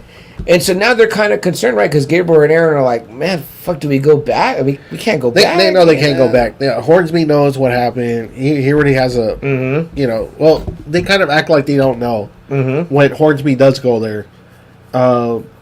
He doesn't believe him anymore. He doesn't believe Aaron, Gabriel, Daryl anymore. And I don't know if it's in this episode or it was in the last episode. Well, again, we kind of went back or whatever. But who we find out did take the guns was Leah. Leah, who survived Maggie shooting her, the last of the Reapers. So she's now fucking armed to the teeth, like the fucking Punisher. And at some point in one of the episodes that we backtracked through, Hornsby comes across her or whatever, and I don't know why she hesitated to kill this motherfucker, because she didn't hesitate to kill nobody. I know. I was like, kill him. He fucking, serpent tongues her ass into being like, hey, we don't like the same people, blah, blah. And you pretty much know that he's like put this contract on Maggie, and he's like, I need to see the body. I need to see her when she's dead. You need to bring her to me or whatever. And Leah's like, oh, I am more than happy to kill that bitch because she killed her family or whatever, who was a bunch of assholes anyway. But it was her family. So, now we're as fans, you're kind of worried, right? Because you're like, this bitch is bad. You know what I mean? Yeah. And Hornsby gives her some of his guys. Which I was kind of excited about. I was like, yes. Yeah. Another showdown. Another showdown or whatever, right? So, in which we get in this fantastic episode eventually, right? Because all of her dudes get murked. They fucking kill all of Leah's dudes, whatever, except But she didn't care. She didn't. Oh, she gave shits about that. Hornsby was like, "What the hell's happening over there?" It's like, they were just sacrifices, whatever. Yeah, she was. You could tell that Leah is already at the point where it's like, I have nothing to lose. This is just about straight up revenge for me. If this is my last 6 hours of life, I don't give a fuck. Yeah, which is your most deadly opponent, right? So, and you even have at one point like a little confrontation with, because I think Gabriel and Aaron do end up meeting back up with Hornsby, and he's like, well, what happened or whatever. Yeah, they do. And he wants to go to Alexandria. And pretty much he doesn't like trust him anymore. That's when he runs across Herschel and he has the hat, young right. Herschel. That's right. He puts the hat on him, and you're like, oh fuck. And that's when Maggie is like, don't come near my son. And I think even Daryl at that point kind of is like, yo man, don't do this shit or whatever, like, and he's been kind of being like a lapdog in a way or whatever. I gotta admit, I was pretty crushed with the shit that Negan did to Daryl, but for some reason this shit felt more sour. I was like, this shit is more sour, like with this bitch ass guy being over him. So anywho, all of this leading up to, it's going to come down to Leah is chasing them, right? And she's going to catch somebody. Something's going to happen. Well, he wants Maggie. She wants Maggie, right? And I forget what happens, how it happens. Oh, they meet up like in the forest, and they have this fight, this real big fight. knives, guns, everything, and it looked like Leah is gonna kill her. She's like that with the knife. Yes. And then all of a sudden, you just see her brains getting blasted away, and then you see it's Daryl. Yes. And you're like, oh, that's right. It ends up coming down to a conversation between that. She didn't even see that. She didn't even see Daryl. It was just Daryl just shot her. Boom. And Daryl didn't hesitate. No, to he shoot did it. Someone he loved. He did it in the back. Had feelings for. I mean, like it was right in the head. Even in the season 10 episodes, like Dog, like they had Dog together. You know what I mean? Dog, would go to both of them. But I did watch that Talking Dead after that one, and it was cool because someone did ask a question like Daryl, Norman Reedus, what did you think was going through Daryl's mind? And Daryl was like, Maggie's family, like, there's no hesitation. Yeah. You just like, and it didn't seem like it was just like, whoa. Yeah, and it was because I think Leah had her right. Yeah, like she was about to get Maggie. She kicked her ass pretty good. I was like, damn. And Maggie held her own, but it was like for a little bit. When she hit her with that headbutt, I don't think she really came back from that. Because Leah hit fucking Maggie with that headbutt, and I thought Leah was gonna have Maggie was gonna have some more moves for Leah, but she didn't. And I was like, oh, I think you might be done. I mean, I didn't think she was gonna die, but I mean, I knew somebody was gonna get her or something like that. But it being Daryl and all again, that in that way. We don't know either with the show, right? It's kind of throwing us off, right? Kind of like, well, she probably isn't gonna die because she's gonna be in this. You show with Negan, right? It's kind of like Isle of the Dead, and even what's his name that hosts the Talking Dead, Chris Hardwick said that he was kind of like, well, we know a little bit of spoilers because we know, which is true. You know what I mean? Kind of. It's kind of like they're gonna at least do 6 episodes of that, right? A pilot worth or whatever. But so pretty interesting scene there or whatever, and you're just like, well, fuck, what's up now with this fucking Commonwealth, because then it's kind of like Hornsby knows, right? And then you see him go, and they go into Alexandria, and they drop very opposite of the feeling I had in Game of Thrones when the Stark banners finally fall back on Winterfell. And man, I had that shit as like my fucking banner on my Facebook for the longest time, just the banner falling, because I remember I fucking stood up and fucking clapped in my house when the fucking Stark banners rolled back down. But this was the opposite, because on the walls of Alexandria, I was like, I didn't care. I was like, who's even there in Alexandria? Yeah, the Commonwealth banners fall. Yeah, they fall, but it was like, well, that place has been abandoned, for months. And there's no food anymore. That's why I was like, what the fuck are you doing? Like, what do you want with Hilltop? What do you want with Alexandria? It's kind of like Hornsby wants a lot of ghettos. I'm like, Hornsby, it's over at these places. Yeah, like no one's there. Everyone moved to Hilltop. No, they do go take Oceanside, and they've got like prisoners. That sucked. Which I kind of forgot about Oceanside. I did too, but that sucked. But like when he went to Alexandria, I was like, why? It's a fucking ghost town. Why? Yeah, once even old girl who was probably fucking Maggie's strongest enforcer, when she was like, I'm out. Yeah, like, I gotta go. Like, I want to bathe. I want hot water. Fuck, man. The motherfuckers eating ice cream. I need ice cream. I'm telling you, like double A. Like for me, ice cream is gonna be a strong. I mean, just seeing everything like as a city, I'd be like, okay. What do you want me to do? Who do you want me to kill? I always loved that first episode with Michonne when they first get to Alexandria. She's like, I must have brushed my teeth for 20 minutes. Like, I'm sure it's like I was like, oh my God, what a small thing. Do you remember even in season 1 when they find the CDC place? Yes. And they're showering. Oh, and they're like in there for like a long fucking time, just showering and eating and drinking. And that's like, right. What it's the a great point. Yeah, I forgot about that. Man, that's been a while since I watched that. But, pretty gratifying end to this season. It was really good. I thought these last 3-4 episodes were really good. First one's kind of were kind of dragging a little bit, but man, this one came to a head. It was really good. The fight with Maggie and Leah is excellent. Yeah. Hornsby turning into who's supposed to be Daryl.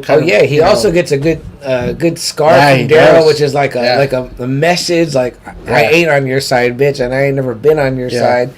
And I think they always kind of knew there were a couple of people that were suspect. The mystery subplot, what going on with Eugene and I forgot the deaf chick and her sister. Yes. I'm like, I don't really care about all that. Like, I don't care what the governor is doing. I don't care what Sebastian's doing. I really don't care. I'm like, but Eugene getting laid and his fucking stories. I'm like, ugh. Yeah. You think we're going to get another, because we've already had 8 AA and then 8, so we're at 16. So 17, 18, 19, 20, I think it's going to be 24. 22? Okay, 22, 23, I think we're going to get 8. So we're going to get 8 more. I mean, for me, I'm fine with it because it's more Walking Dead and it's the last of this one, you know. No, but I mean, it's like the plot. It's like, really, like, we've been dealing with zombies and crazy leaders and all this, and now we're having a mystery about what people missing, people going missing or whatever. Yeah, it's kind of like, and politicians. Like, really, you want to throw away all this shit, you know, to do all this? It's kind of like, well, if it goes fast and furious towards the end, they race to, you know, maybe we get some deaths and we get, we are.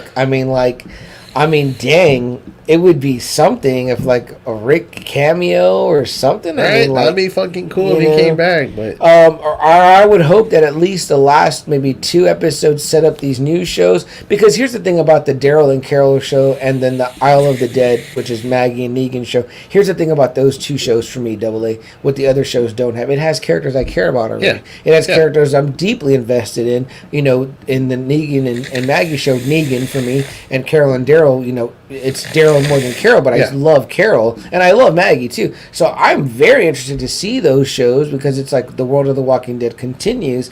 And I mean, like, in my mind, Carol and Daryl are like on bikes going town to town, clearing walkers and surviving in school. And Isle of the Dead, the idea of an island, that's interesting. Maybe the idea is like if we can clear this island, it'll be habitable, you know. Which I think they tried doing that in Dawn of the Dead. Interesting. And all those zombies come at him. Fuck. Shit, see? I mean, that always a good idea. But of course, I all wanted to culminate with something with Rick and Michonne. Like, you know, the family reunites. That would be the ultimate, you know what I mean? You know, I don't know. You know what I mean? Like, what's going to happen with Negan's wife and his baby? My wife just wants a good ending. That's all she wants. Just a really good ending to cap it off. I got to say, AA, the show has a lot to live up to. Yeah. We saw how torn apart Game of Thrones tore apart. For a lot of people, Game of Thrones sucks because of that last season. Yeah. You know, we were talking about that last Friday. Yeah. You know, that group that we're hanging out with, they were like, no, the last season of Game of Thrones kills me. But you know what's so funny wow, is that there's so much good shit in that season that it's like you don't, and there's a lot of payoffs. But if you don't, like my sister, I tell you, she did a rewatch, right? And she goes, "Oh, it flows so much better when you don't have to wait so long, and you're getting it like that." Yeah. You know, remember, like for us, like we have lives and work and jobs, and we're watching a show, and then we're like waiting for a show, then we're like, "What happened?" And you don't go back and rewatch a season always or whatever. So you're just like kind of trying to get yourself back into the show, and you just do it once. These people that work on the show, they're that's their life even off the thing. So they're like, "Hey, but remember what we said in season 3? Connect that. And I've watched things on YouTube that connect that. So I'm like, oh, that's really smart. That's really solid or whatever. Yeah, but you know what? It's kind of like, you know, for a lot of people, if you don't give them that last happy ending, they shit on the show. It's the last memory. Matter. It's your last memory. It doesn't matter what it was. Look at how many people love The Sopranos, but what everyone always talks about, it was a good show, but man, that last episode. I kind of feel like Dexter came back because people wanted a better ending. Everyone shitted on Dexter. Everyone was like, ending, man, that was a really great show, but everyone just remembered the ending. It's kind of like, damn. Very interesting, man. Very interesting. I don't know. I will speak prematurely and say that The Walking Dead can do no wrong in my eyes. I just hope it just, you know, give Daryl a happy ending. Give Carol a happy ending. Like that. Daryl stop fighting. Daryl's like our Wolverine of this. You got to imagine they've already fought in hard for what Judas like almost like 10, 8, 7, 8 maybe. They've been fighting hard for like 8 years since the fall of the world. Yeah, it's true. It's like, damn. Very true. Yeah, a long Give time. Give him some peace. Man. That was her name, Janice. Janice. Okay. Pollyanna McIntosh. I remember her name because it's such a unique name, Pollyanna McIntosh, the actress. And every time that she would come on to Talking Dead, they would say that. I think we just want a good, solid ending. You know, that's all. Where people will be like, you know what? Even if it wasn't that great, if it was just good, people are gonna be like, oh man, I would love to see, that was a good show. I would love to see like Rick and Michonne reunite with RJ and Judith. Maybe Rick and Daryl embrace That's Carol what I'm saying, and Michonne. Just give them that like, happy ending, yeah. You know, it doesn't need to be necessarily a happy ending for Negan with them, with that group, but he could maybe go on his own way with maybe the new wife. For a lot of people, he didn't get rehabilitated, you know, so I'm sure for him, maybe people are feeling different about him, you know, so. Absolutely, man. Absolutely. Well, shit. What do you say, Double A? Final thoughts on The Walking Dead season 11? I like this so far. Part 1 and Part 2. I've liked this so far. I know they're really trying to build up this thing with the Commonwealth. Mm-hmm. Just hopefully it works out at the end. We didn't talk at all about this, but it was like I thought it was kind of neat. But like early on, when Princess first saw Mercer, she was like, "Dad, that's a fine man right there." She was like, and then she realizes her dream. She makes it happen. So that's kind of cool. I like them as a couple. Yeah. My sister, who's catching up, she just got to episode 1 of season 11. Was like, I like Princess a lot. I think she's a cool character, and I was like, yeah, I like Princess a lot too. I like when she helps. Mercer. I haven't really seen enough of her to like really be invested in her. Yeah. So I think the Latina thing helps me. So I'm like, that's cool. I like her. Like I said, she's fine. She's a fine character, but it's just like I don't know. Like I feel like closer to like a Lydia than I do with her right now. Oh, interesting. Because I feel like we've seen Lydia a lot. Okay. A lot. Okay. Like Princess is kind of like it's like skips episodes. Yeah, and you only see her for like a few minutes, and it's kind of like, okay, well, right. Like she's cool. If she died, that would suck. But I'm not gonna be like, maybe they give her and Mercer a show and call it like Yacht of the Dead. Yeah.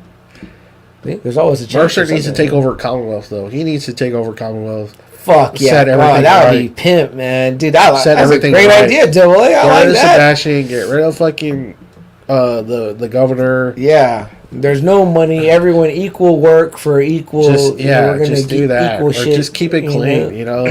That's it. That's a great idea, though. Because you got to admit, though, it is 50,000 people, so that's a large. It's network. like San Marcos almost. It's a little city like that. Yeah, that's kind of weird. That's like the largest community we've ever seen in The Walking Dead. So you're like, man, what the fuck? And it's like it's a lot of people to manage and make sure that they have the things we talked about: water, food, ice cream, fucking clean clothes. It's like. What the fuck? Schools and shit, right? The kids Judith and RJ are going to school. Yeah. Like, quit trying to go out to these fucking little rinky-dink communities. Yeah. Fuck it. Just everything into fortifying those walls and what's within or whatever. But I gotta imagine that they need shit too, so they must have some type of crop supply or something. Yeah, they got it all going. They're already going. Yeah, they got all that shit going. They've got something that helps them. They got people that probably had all those jobs and already knew what to do and how to farm and how to do all this stuff. Right. So, you need electricians. You need people that know. And I'm sure, if you get enough, 50,000 probably is real easy to feed instead of like a million. Right. So very, very interesting. I think where it's going in these last 8 episodes. I can't wait. Again, I said it in the write-up. Me and Double A, we're huge fans of The Walking Dead. We're with it till the end. We've been with it this whole ride. I don't think I started right at the beginning, but we did. I caught up after it was in 2 seasons, which that first season's like 6 episodes, Yeah. I watched it on Netflix, and then ever since then I've been there every Sunday. We loved it from the beginning. So for sure, man, I can't wait to see how it all is going to turn out, and we'll be back then to talk more of The Walking Dead in the last. I think it's got to be either 6 or 8 episodes or probably. But it'll be fantastic. I think maybe we'll have Untamable Amy on, maybe Jack on. If he catches up, So I know very few have continued to ride with it till the end. Yeah. We've got huge fans of the comics. Lucky, the dork dad, friend of the show. Lucky's a fan of the comics. Rizzo, fan of the comics too. Okay. So I don't know. That's kind of something that we're kind of not, right? It's kind of funny, right? Like. We're not really big on the comics, but we love the show. I tell you what, I own about and we kind of had the same kind of gripes about it. We're did. kind of like the art's not that great. The art's not that great. Something that for me and TM is kind of like the art. It has to grab us. And then we were like, the writing's not that great. Which I'm like, wow, in that I read that first book, the collected book of which is like 6 or 7 issues, I think, and it's a hardcover. It's nice. I have it. I have 1, 2, and 4. I read it too because I got it from my wife, the first volume, and I was kind of like, and my whole goal with reading it is like I want to get up to the Negan issues because I was like I think I'll like it more then or whatever, and I'm sure like something because even Preacher progressively got better artistically and writing. Preacher grabbed me right away. It did. But if you notice, like Dylan's art does change from how he first drew Cast to how he later drew Cast.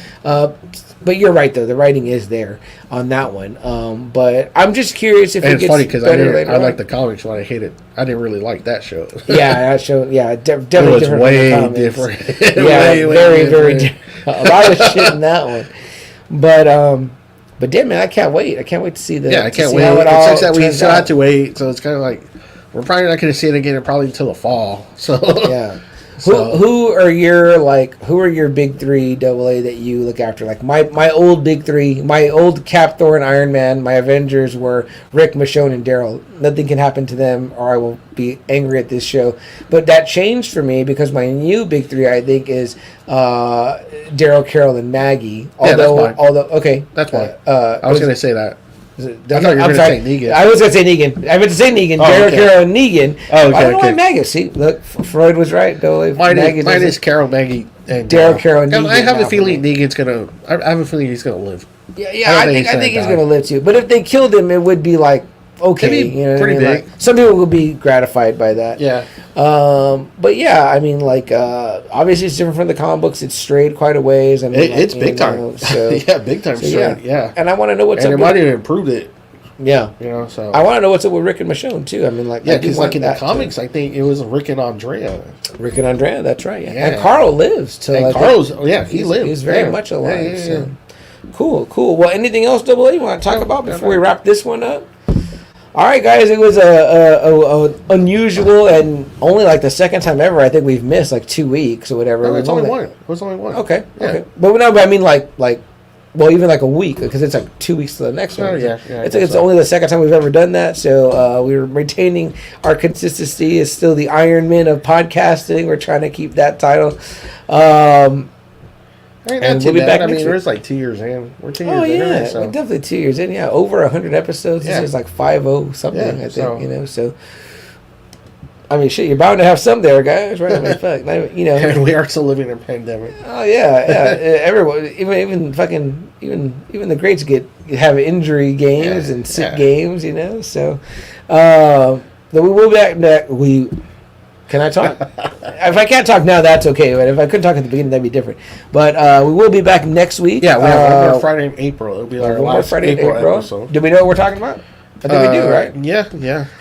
I think we're both going to try to catch that movie, The Northman. We were going to find out if that's episode worthy. Yeah, I want to see it. And plus, too, because we haven't done a movie like that, like outside of the realm of our pop culture shit in a while. So it would be fun to do that. But other than that, I got nothing else, AA. No, let's go. All right, guys. Well, if you got to go, you got to go. Something we like to say at the end of every show, Friday Nighters, and that is that if there's something that you want to do, something that you want to accomplish, a hope, a dream, you want to make your own podcast, you want to create a community on a hilltop or in another place called Alexandria, or you want to be a bitch like fucking Hornsby and somehow grab a bunch of ghettos and make your own community. Or create the Friday Night Faithful. Or create the Friday Night Faithful. 400 strong. There you go, 400 strong, man. There you go. We got a lot of people to protect. That's a lot of people. This is Mercer right here, not me. I'm more like Eugene. So no. So it would be like Negan and the Governor. Okay, there we go. All right, I'll take that. Or Negan and the Governor. Is that what we said? Yeah, that's what we said. Okay. Yeah. It looked backwards on this camera here. Because I like the Governor. I was a huge fan of the Governor. We'll get some AA, some heads back here to put in some tanks. We would say, guys, go do it. Seize the day. Today is the day, man, from one of our favorite movies, The Dead Poets Society, man. Well, that's what they tell them. Carpe diem. Seize the day. There's no time like the present to go out and do whatever it is that thing is that you want to do. Do it. Do it now. Make it happen. And the other thing we say comes from a source much closer to the material that we follow all the time, which is similar. It's kind of the same message, whatever, but Captain Steve Rogers says it in Endgame as they head into the past for the time heist. We got one shot at this. We got to do whatever it takes to make it happen. So us, the leaders of the Friday Night Faithful and the Friday Nighters, AA, Adamantium Adam, and myself, Sam Chuck, always remind you to seize the day and do whatever it takes. Don't forget, for these ratty winners here, and multi ratty winners for the podcast, we wish you a good night, and we will see you next Friday. Good night.